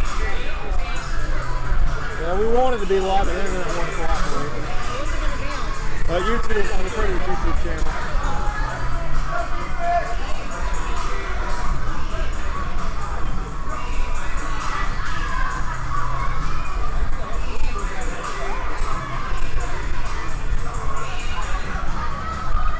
So yeah, the Lions 12 unanswered after going down 26-10 entering the 2nd half. And now the Predators, 26-22 Preds. 22 Predators. 26-22. Yeah. Ma'am. Thank you. So now the pressure is on the Predators. The Lions have all the momentum now. McKinney got a clean pocket, looking deep. It's going to hit the ceiling. I don't know. I think he had Mike Lee again, but in this venue, I don't know that you're going to be able to get much done down the field. And I think Mike Lee was saying that going down the sidelines that he was open. And I don't think you can say that's on Ricky. I don't know many quarterbacks who can throw a ball 50 yards downfield and keep it under 20 feet of elevation. Ricky doesn't throw sidearms. But yeah, again, I mean, this is the exact same story we saw with the Steam, only it came a little bit later. So the Preds, they do have some time to make it up, but at the same time, the Lions have more time to build up their lead. Where, I mean, again, just a second half collapse for the Predators so far. Perhaps a little bit complacent, maybe not sure. Ricky fumbles again. Touchdown Lions. And waiting on the signal from the refs. I don't know what that is. We'll have to see where they spot the ball. And it is a touchdown for the Lions. And with that, they take the lead, 28-26. The Lions' first lead of the game and their first lead of the season.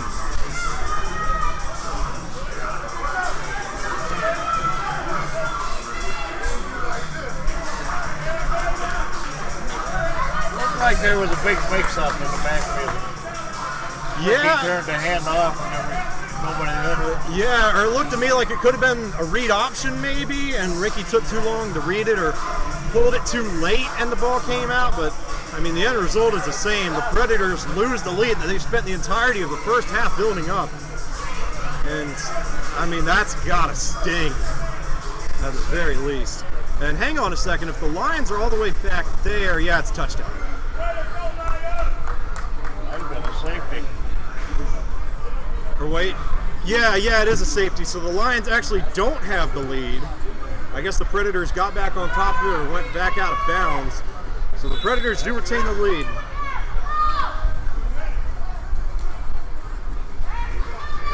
Rippy going long, picked off! How much further can he go? And he slammed into the walls around the 3-yard line. Boy, did the Preds need that. Yes, they did. What was that, 28? I got 26. He had his jersey pulled way up though. That's 29. That's C.J. Thompson, the guy who dropped the last pick. C.J. Thomas. So making up for that dropped interception earlier, picks it off around the 20-yard line and then takes it.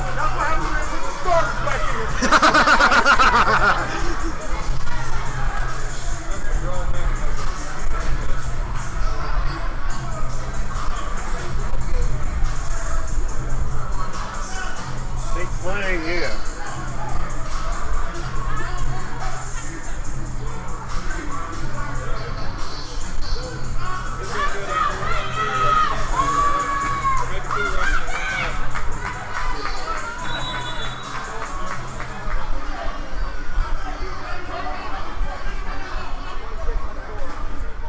Hand off to Moore, tries to break a tackle. I think he might have used all his magic in the first quarter. Tried to cut that one upfield, but the linebacker was just waiting on him. He got a yard, I think, but it's not enough to get him into the end zone. We'll call it second and goal from the 1. Okay, come up with the same play. Run that clock.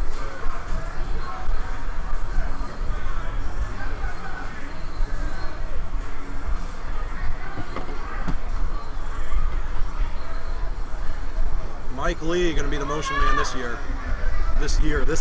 play. And fakes the handoff to Moore, slings it to the outside, and 15 could not hang on. It's a bad pass. Yeah. Wide open. Ricky, there's your sidearm pass. Yeah. And he just couldn't deliver that time. Scott Bradley, the intended receiver, but just a little too close to the sidelines. Arms weren't long enough, couldn't reach it. Whatever happened there, Ricky could not come up with a completion. Third and goal for the Preds.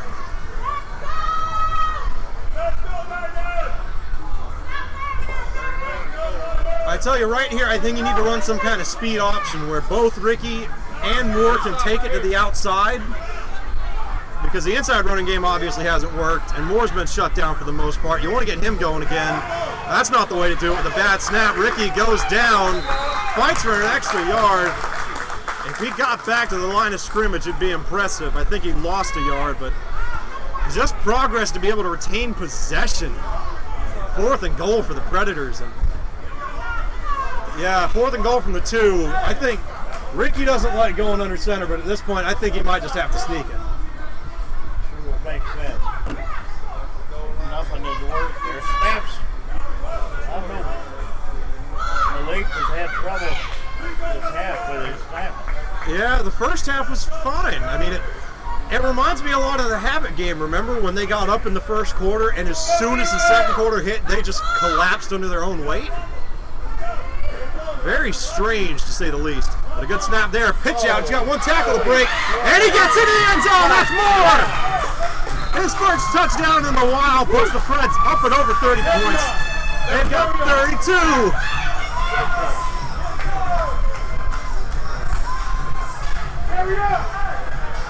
Carry on more. Is that his second or third rushing touchdown?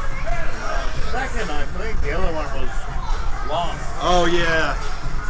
Yeah, Ricky got one too.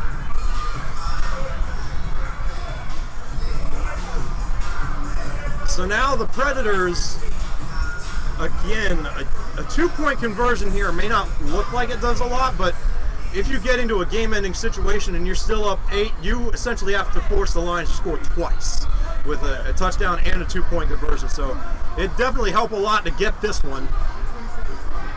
32-24 is what I got. Ricky's back to pass, throws it right over the middle. Who is that? That's number 55. I think that might have been a fullback screen. Preds put it up 34-24. Carlos Emerson. Carlos Emerson, a new face for the Carolina Predators. And the Preds are now back up 2 possessions. And it all started with that defensive interception of Hunter Rippey by C.J. Thomas. And the referees seem to be discussing something over there. They're looking at the game ball in a very strange manner.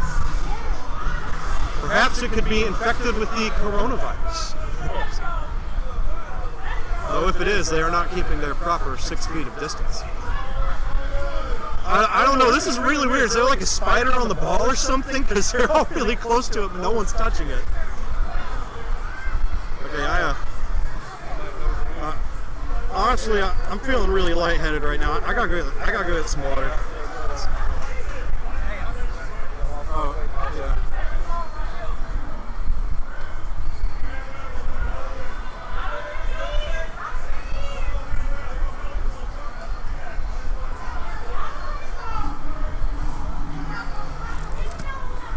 So it's going to be 1st and 10 from the Lions at the same spot where Rippey threw that pick on the last drive.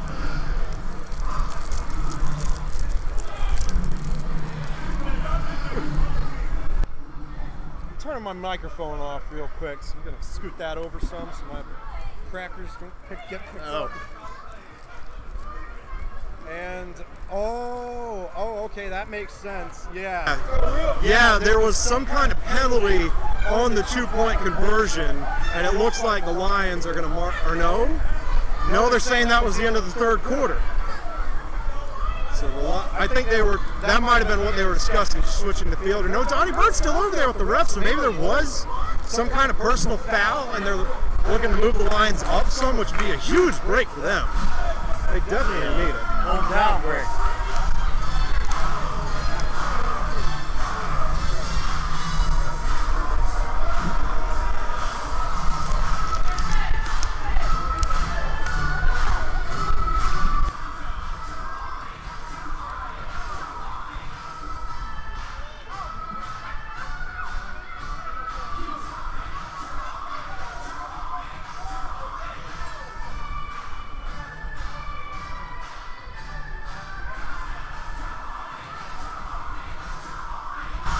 UMG, Universal Music Group, I'd just like to take this time to say that we don't own the rights to the music.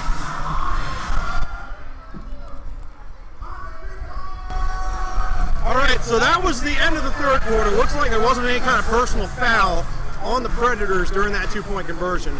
Lions are going to have the ball at their own 2-yard line. Hunter Rippey still in. They've actually taken out 78. 28 is in at running back. He gets the handoff, going to the outside, taken down. Yeah, I think he might have lost a yard or so there. That was number 58 with the tackle. We'll call it 2nd and 10 because I can't see down that far. Or no, he did lose a yard. 2nd and 11. There he is, Hughley.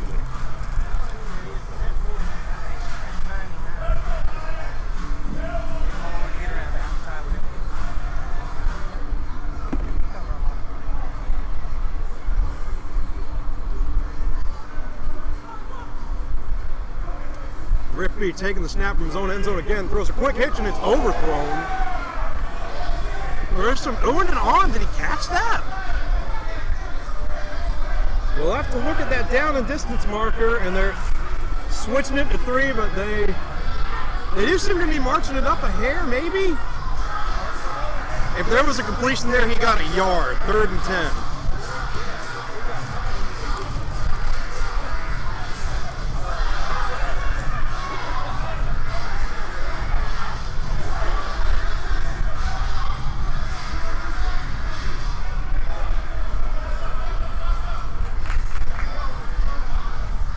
Big 3rd down for the Lions here. Got to get it to at least 4th and manageable. Oh, and Rippey's trying to take off, and the 28 had beaten the coverage, and I mean, that was a great pass by Rippey. 28 just wasn't ready for it. Yeah. Yeah. It was Duke Walker, open, but just did not turn his head around in time. Big 4th down. Oh, yeah. I can't believe they're not allowing the punt. But yeah, I don't know, maybe they wanted a higher scoring game. They certainly got that. Yeah. Predators already broken a franchise record for points. Or no, because they had 35. What am I saying? They're at 34. They score any type of points, any type of score will put them over the franchise record. Rippey rolling out on a bootleg, and that one is caught. Man, what a play. That's number 9, Tibble Hayes, listed as a running back and linebacker with a huge, potentially game-saving play for the Lions. Boy, did they need that.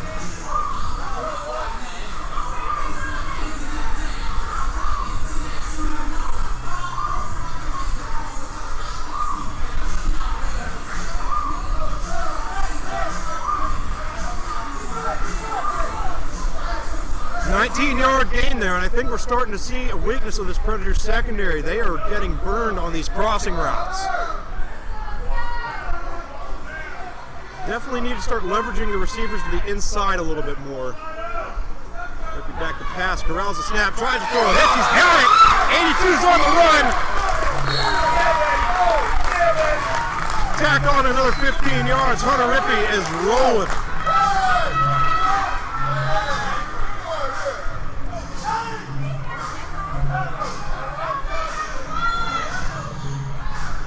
See an 8. Oh, yes, I do. Daquan Davis on the reception. He's spreading out his receivers.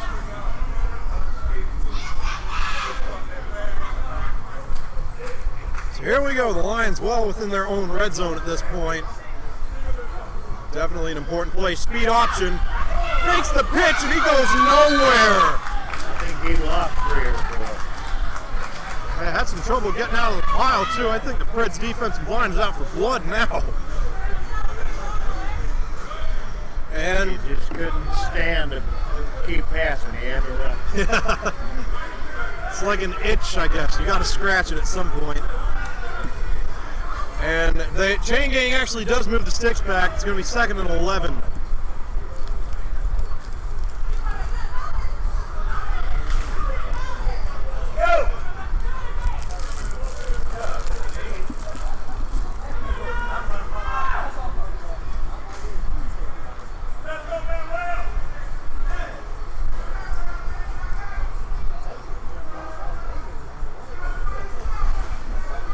Rippey just lobs it up and it's caught!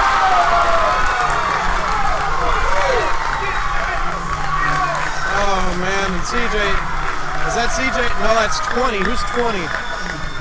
For them? For us. That's Chris Edwards. He's never turned around. And I mean, from an offensive standpoint, that's a... Huh? 30, 34, yeah. Preds Lions cut the lead back down to 4, can get it within 2 if they get this 2-point conversion. But I mean, that was a fade all the way, and a defensive back that is completely turned around is exactly what you're looking for in those plays. As a DB, especially when you got a guy in the end zone, you have to keep everything in front of you. And 78's back in the game. He just bulldozes his way in. 78. Yeah, not good. And I really like what the Lions did on that drive, especially the second half of it. They kept things simple. They didn't try to make Rippy go out and make all these super progression reads or any crazy throws. They kept it simple. Fade in the end zone, easy pickings. 34-32, we're up, but barely. We're barely up. It's 34-32. Oh, it's 34-34. 34-32. No, 34-34. How'd you get that? They had 26, and they got a touchdown and a 2 When you said it was 24, they said we had 34 then. I asked you that. We're trying to figure out. I've got 34-32. Could be 34-34. We're not sure.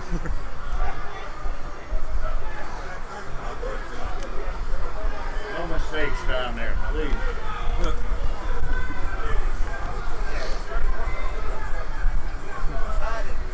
The Preds are winning. Ricky back to pass. Just looking for a quick hitch. Goes over the middle. Off the hands of number 7. I think he might be able to argue 25 is there a little bit early. Could go either way. I like the refs just letting him play ball on that one. Still definitely a very catchable ball for Gary Fuller. Excuse me. One he definitely needs to reel in. 44? How the hell did you get 44? At the half, before the game, we had 4 touchdowns before halftime. 24, right? Yeah. Defense had 2 safeties. Here we had 3 2-point conversions. Oh, hang on. We missed something. Somehow or another, Proctor, or no, that was Moore. I guess Ricky handed it off. Yeah, George. Yeah. We have to say it's 44-32. Okay. All right. Yeah, we're going to keep it At at. halftime, we had 4 touchdowns. 6 times 4 is 24. Defense had 2 safeties. That's 28. Yeah. Then offense had 3 2-point conversions. Yeah. So that's 28, 9:30, 34. And I tell you what, because we're recording this and not streaming it, when I'm editing this, I can put in the blank scoreboard and score everything myself on the way back. So we can make sure. Okay. Offside. Streaming went out. Yeah. Okay. Bad penalty for them. Everybody got in and started getting on it. Yeah. I'm going to keep it at 34-32. I thought he said 44. I don't know how he got 44. I really don't. Unless they're counting touchdowns as more points than 6. Ain't no telling. I mean, we've only got walls on one side of the field. I think anything's possible. McKinney just making some men miss. Did he get out of the end zone? I don't know. And I think he did, but they're calling it 4th down. So 4th and 10 at least. Could be 4th and 11. The Predators, man, I don't know what you do here. Because, we saw the Lions do it. I would not be surprised if Ricky, I've never seen them call a designed quarterback bootleg instead of a designed run. I wouldn't be surprised to see anything at this point, but an arm punt would not be the worst thing here. Ricky back to pass, looking over the middle. That's way high. Mike Lee had a shot at it off the tip, but Ricky just put too much on it. And the Lions with an opportunity to take their first lead of the game. The Predators, they've got to stop the Lions 4 times in a row from their own 1-yard line. Not an easy task by any stretch of the imagination.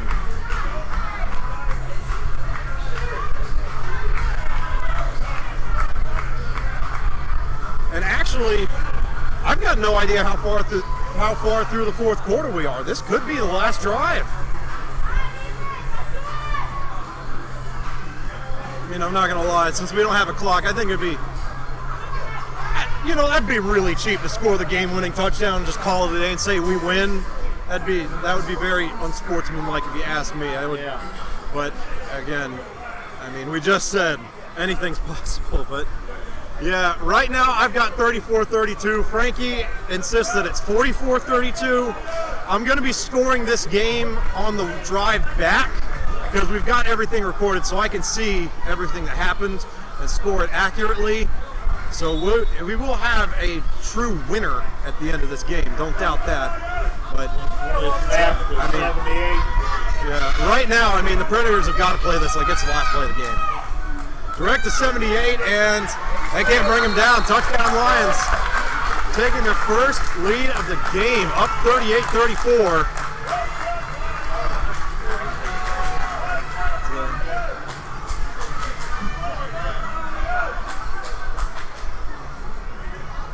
play was obvious.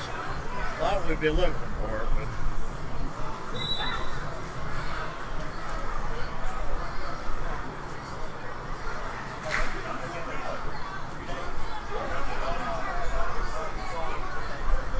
Lions looking to make it a 6-point game. This will be very important down the stretch. If the Preds get another drive, they get this 2-point conversion here. They force at least overtime with a touchdown, no 2-point conversion. They fake it, and Rippey, oh man, how far could he get?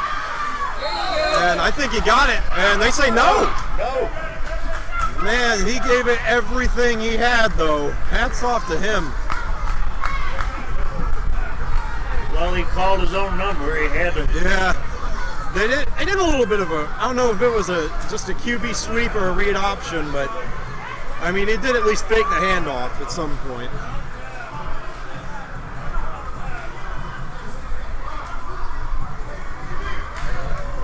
So that's 38 for them and 34 for us.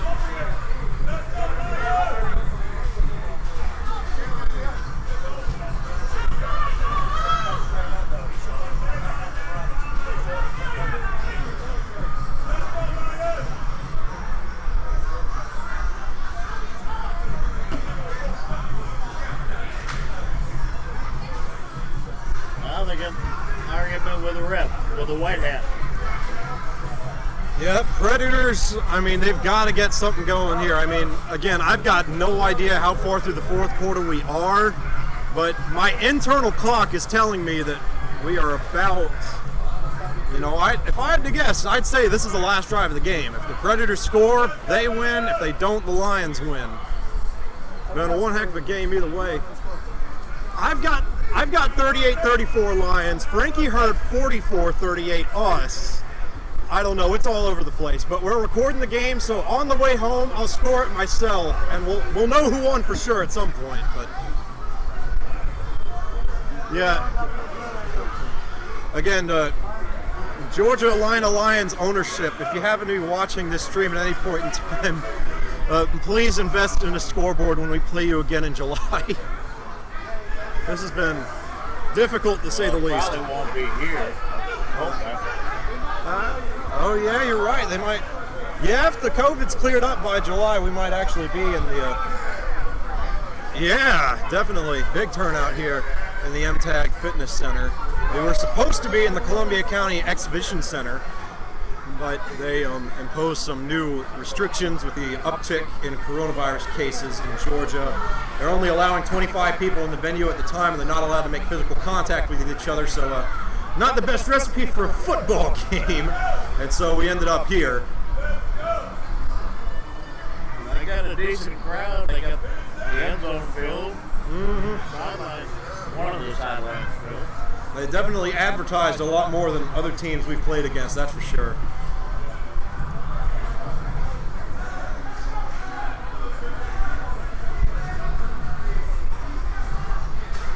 Okay, we got Cedric Proctor coming back by the table. He might have the score. Hey, Cedric, you get a score from him? Oh, all right.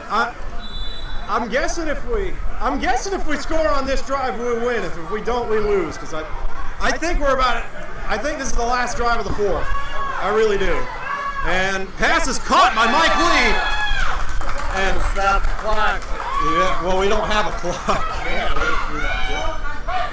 I don't know if we have a clock or not. Yeah, I Ref should have a clock. Yeah. So again, I mean, I may be totally wrong. We may only be halfway through the fourth because, you know, the first half lasted about an hour and 10 minutes, and this half has only lasted about 45. So I may be totally wrong, but I'm assuming this is the last drive of the game, and I think Ricky must be thinking that too, because now he's coming out here and delivering the most accurate passes he has almost all season. Pass was complete. Scott Brantley. Going to be 2nd and 5 for the Preds. Ricky getting into a little bit of a rhythm here.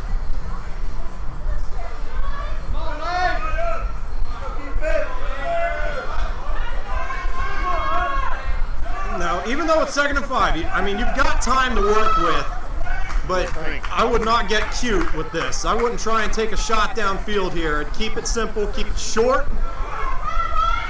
And Cedric, he's got to get back to the line of scrimmage. Wow, making some run miss.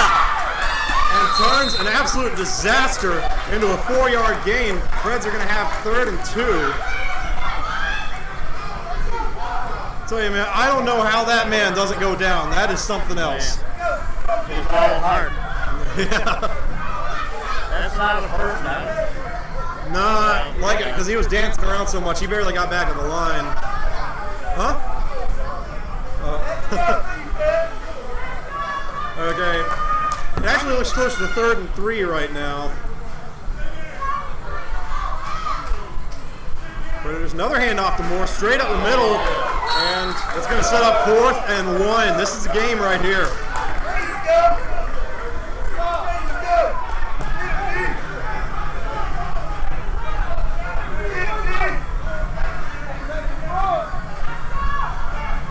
All right, I've really got to say, I don't like them having run the ball on 2nd down. With Ricky, I mean, he had 2 really good, quick completions. He was in a rhythm. I think they should have kept passing it, or at least run it on 1st down.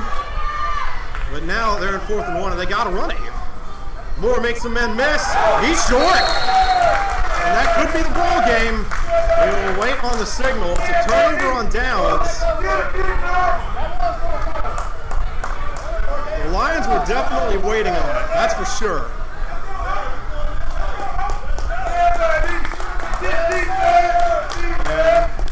And Malik Ball's trying to argue that it was a 1st down, but I mean, I saw it. I don't think Moore got there.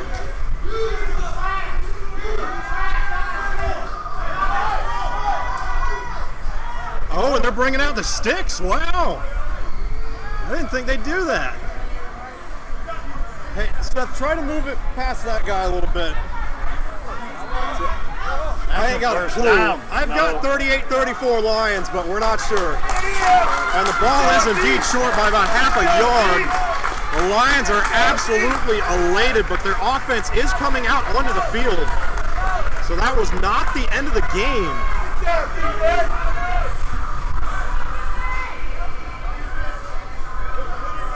But, I mean, again, my internal clock is telling me that we're in the 4th. We're in the final stretch of the 4th, and I think if the Lions manage to score here, it's going to be over regardless of how much time's left. The Preds have to come up with a stop here if they want to win this game. And if you're the Lions, I mean, you've got to do everything in your power to score on this drive. You've got to use every bit of information you've gathered to this point to put together a series of 4 or 5 plays that you know are going to work. You have to execute them properly and get into the end zone. Because if they do, they're up by 10 at least.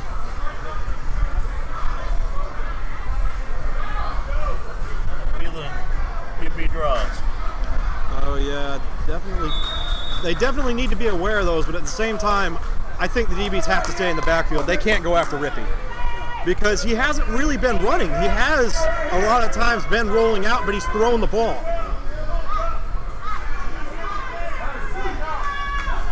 Ball is right at midfield. Lions 26 yards to pay dirt. Rippy looking for a quick hitch, but he takes off. And did he catch that? No, incomplete. And again, there it is. I was just talking about it. He's been rolling out. He's been skipping around. but he hasn't been taken off. He's been throwing the ball mostly. Going to bring up 2nd and 10. The precision passing game has been a hit or miss for both teams.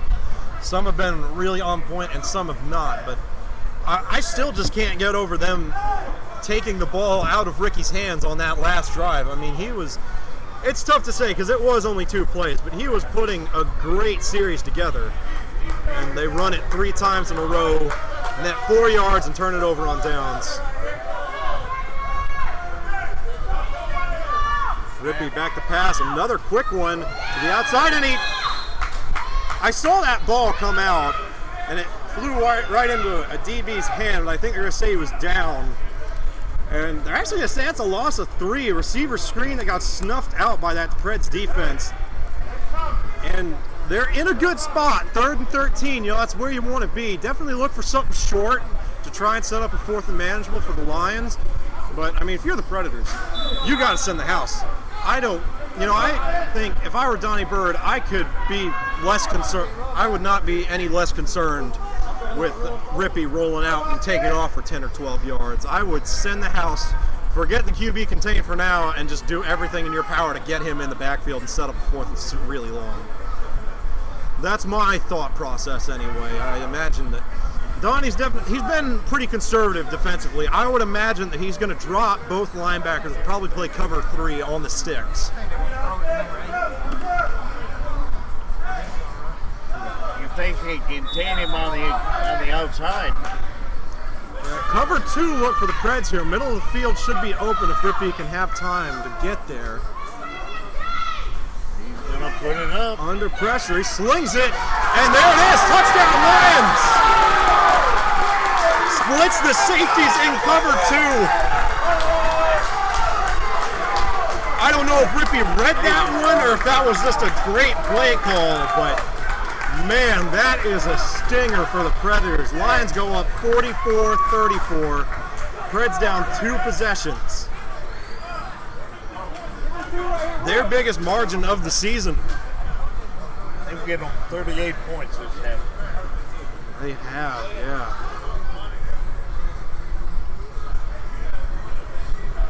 I've got 34 points, but that's still, inexcusable. Only had one first half. Gave up 10 in the first half, 34 in the second. We don't know. I've got 44-34 Lions, but we're not sure. Now, all those instances of me yelling out the score when spectators come by. There's your direct snap to 78. He runs it in, no problem. Lions up 12. 46-34.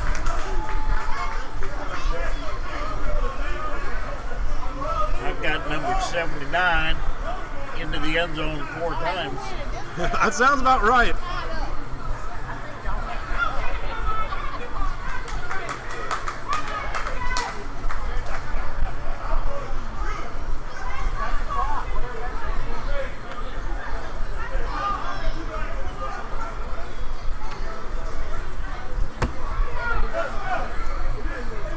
Predators offense is coming out onto the field, so the game isn't over. Do we know how much time's left? Yes, 52 seconds. 52 seconds, wow. Well, there's no way to get onside kicks, so I think the Lions just clinched the game. 52 seconds for the Preds, unless... Yeah. Yeah, we had heard whispers that the score might be 44.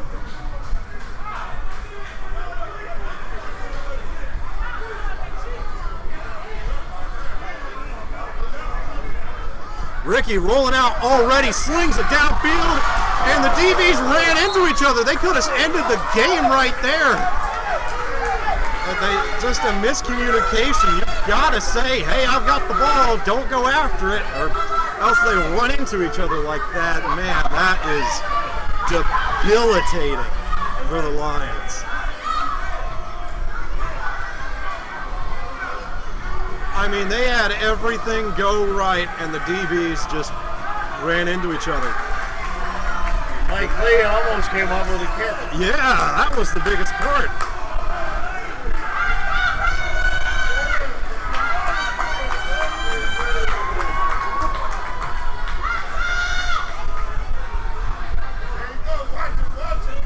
Ricky looking downfield. It's caught and hauled in. And that was, I can't tell who it is. I think it's Cedric Proctor, and he paid the price. I think he just got the wind knocked out of him, but that was a huge hit he took. No, that was Mike Lee. That was not man versus man, but rather man versus turf, and the turf won that one. But Mike Lee is up. He is frustrated, but he is very okay. Again, landing on your back like that, I would guess he got the wind knocked out of him, and he should be back and ready to go in a few plays time. I'd like to see what the flag is.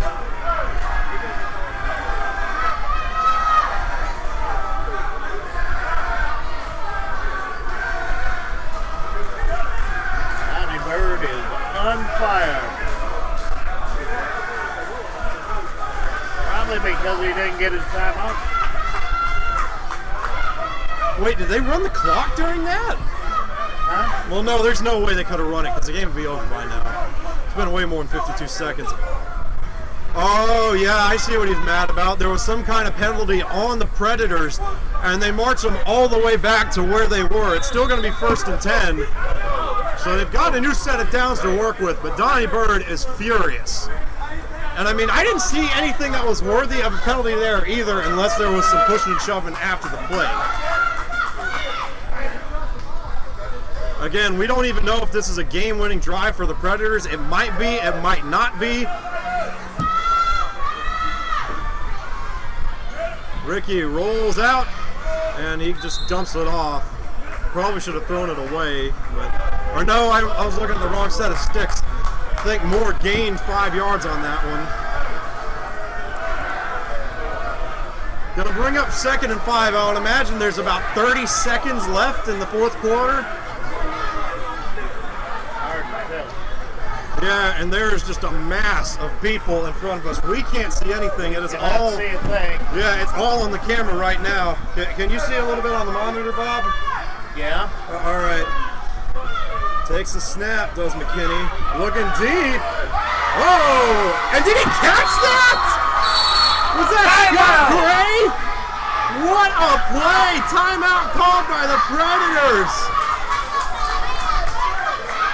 What a move! Now that was clutch. Again, we don't know how much time's left. We don't know what the score is, but the Preds are definitely playing like this is a game-winning drive in the making. And who was that catch by? Scott Gray. Oh, man. Oh, yeah. That might be the best catch of the night by either team. You can see 24 over there. I think he was guarding Gray. He can't believe he gave that one up. So now the Predators with some much-needed momentum. Ball's on the 11, so they can pick up a first down without scoring. Again, I would imagine there's only 20 or so seconds left, so that's probably not going to help them too much. But again, it's going to be interesting to see what happens from here.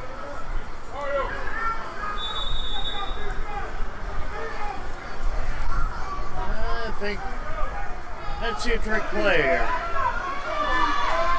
And all these receivers have got to be aware, if you do not catch this ball on the sidelines, you've got to get out of bounds. And if nothing's there, Ricky's got to throw this thing away. You cannot risk Donnie having to use his last timeout. He's already used 2 by my count. Kenny back to pass, rolls out, throws over the middle. I can't tell what happened. Caught it, how far, did he get out of bounds? I don't know. Oh, clock is rolling, they've got to hurry. Predator, I don't know, they're looking pretty nonchalant, but Ricky just spikes it. That might have been a bad snap. Again, I ain't got a clue what just happened. And I think He didn't get the spike. No, he fumbled the snap. Did you not see it? No. Well, yeah, Ricky fumbled the snap and it went backwards. Proctor tried to pick it up and roll out of bounds, but I guess he didn't get there in time. Uh-oh. So Georgia-Lina, at least for the moment, thinks they've won. I think the refs are going to talk this over. Yeah, they're playing the victory song here, so if the Lions didn't win and there is indeed time on the clock, it's going to be a huge inconvenience, but Yeah, they're giving high fives. That's your game. So, again, we're going to tally this score up. I'm actually going to have the blank scoreboard up in Premiere Pro. I'm going to edit this on the way back home and tally up the real score. 46-34 is your unofficial final. Lions do win, and I think they'll win regardless of what this tallied up score ends up being. But I mean, what a hard-fought game, and a tale of two halves at that. I mean, the Lions came out and got just crushed in that first half. And then the Predators came out and absolutely collapsed in the second. I mean, you can't... It was like the team switched uniforms. It was unbelievable.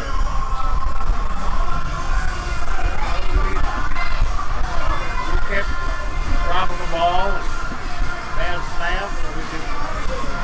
Yeah, the bad snaps, I think, were the killer for the Predators because, I mean, in a game where you give up 46 points but then score 34, 2 points isn't that big of a deal. And even 2 points 3 times isn't a huge issue, but it just sapped away so much momentum. It took away, I think, a lot of not only Ricky McKinney's confidence, but the offensive line's confidence, that I think it just ended the game before it really even reached the fourth quarter. The Lions just had so much momentum going into that last period that I don't know if there was much that could have stopped them.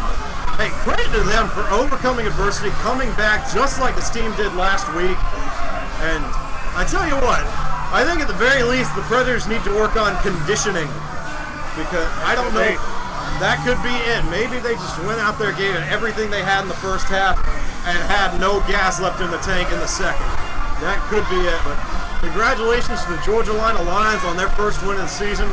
Could be their first win of franchise history, and again, no one's sure. How many yards did I have? Huh? How many yards did I have? I've got 46-34 Lions. How many yards did I have? Oh, I'm not sure. I'll have to tally it up. I figured it was like 60 or 70. No, he's asking how many yards he had. Oh.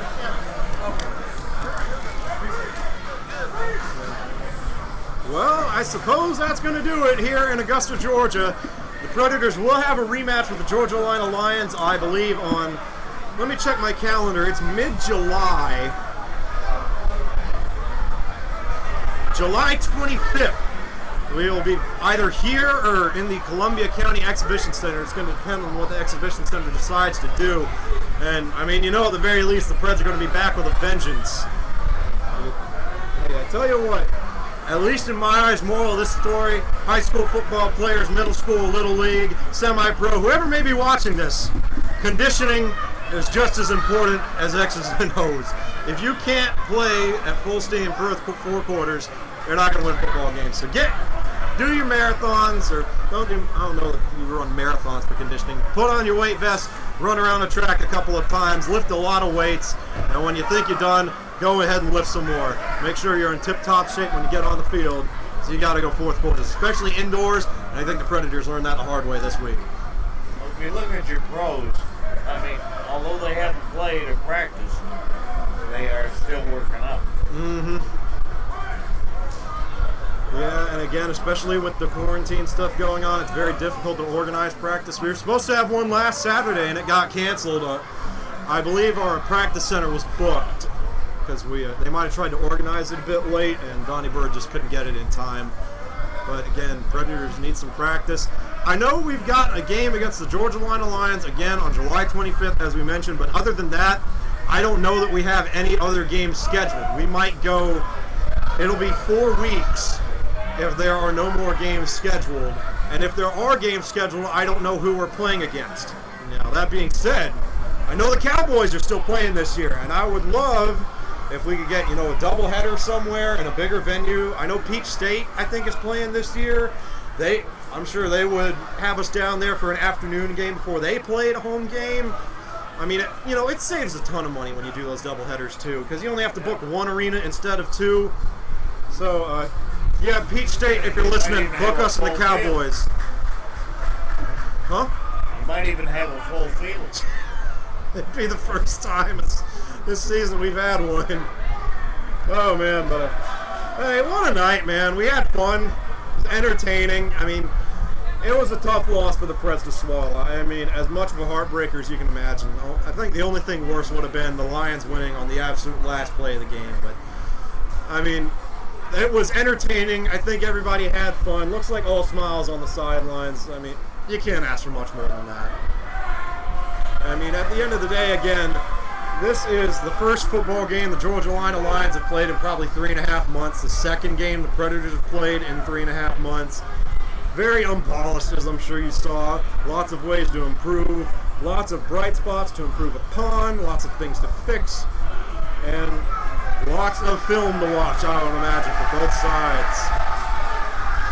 I mean, really and truly, we probably need to be getting out of here because I wanted to make it home before midnight. So your final from Augusta, Georgia, and the NTAG Fitness Center, as far as I've got it, is 46-34. We'll tally it up, and the real score will be on the scoreboard of this video when it gets posted. I've got 46-34. Again, could be 46-44. Could be 1 million to 2 million. We really don't know. I don't even know. Well, I know we played 4 quarters, but I don't know that they were timed. I don't know. Well, you would think that the rest would come over and update you. Yeah. Or you think they'd signal what the penalties are. Yeah. Well, I tell you what, we'll leave on a something of a moral question here. Would you rather have a game where there is no scoreboard and you're having to keep time in your head, or go to Peach State where they just run the clock for an hour and call it a day? We'll leave it to that. I'd rather We'll see you next time. see him do it.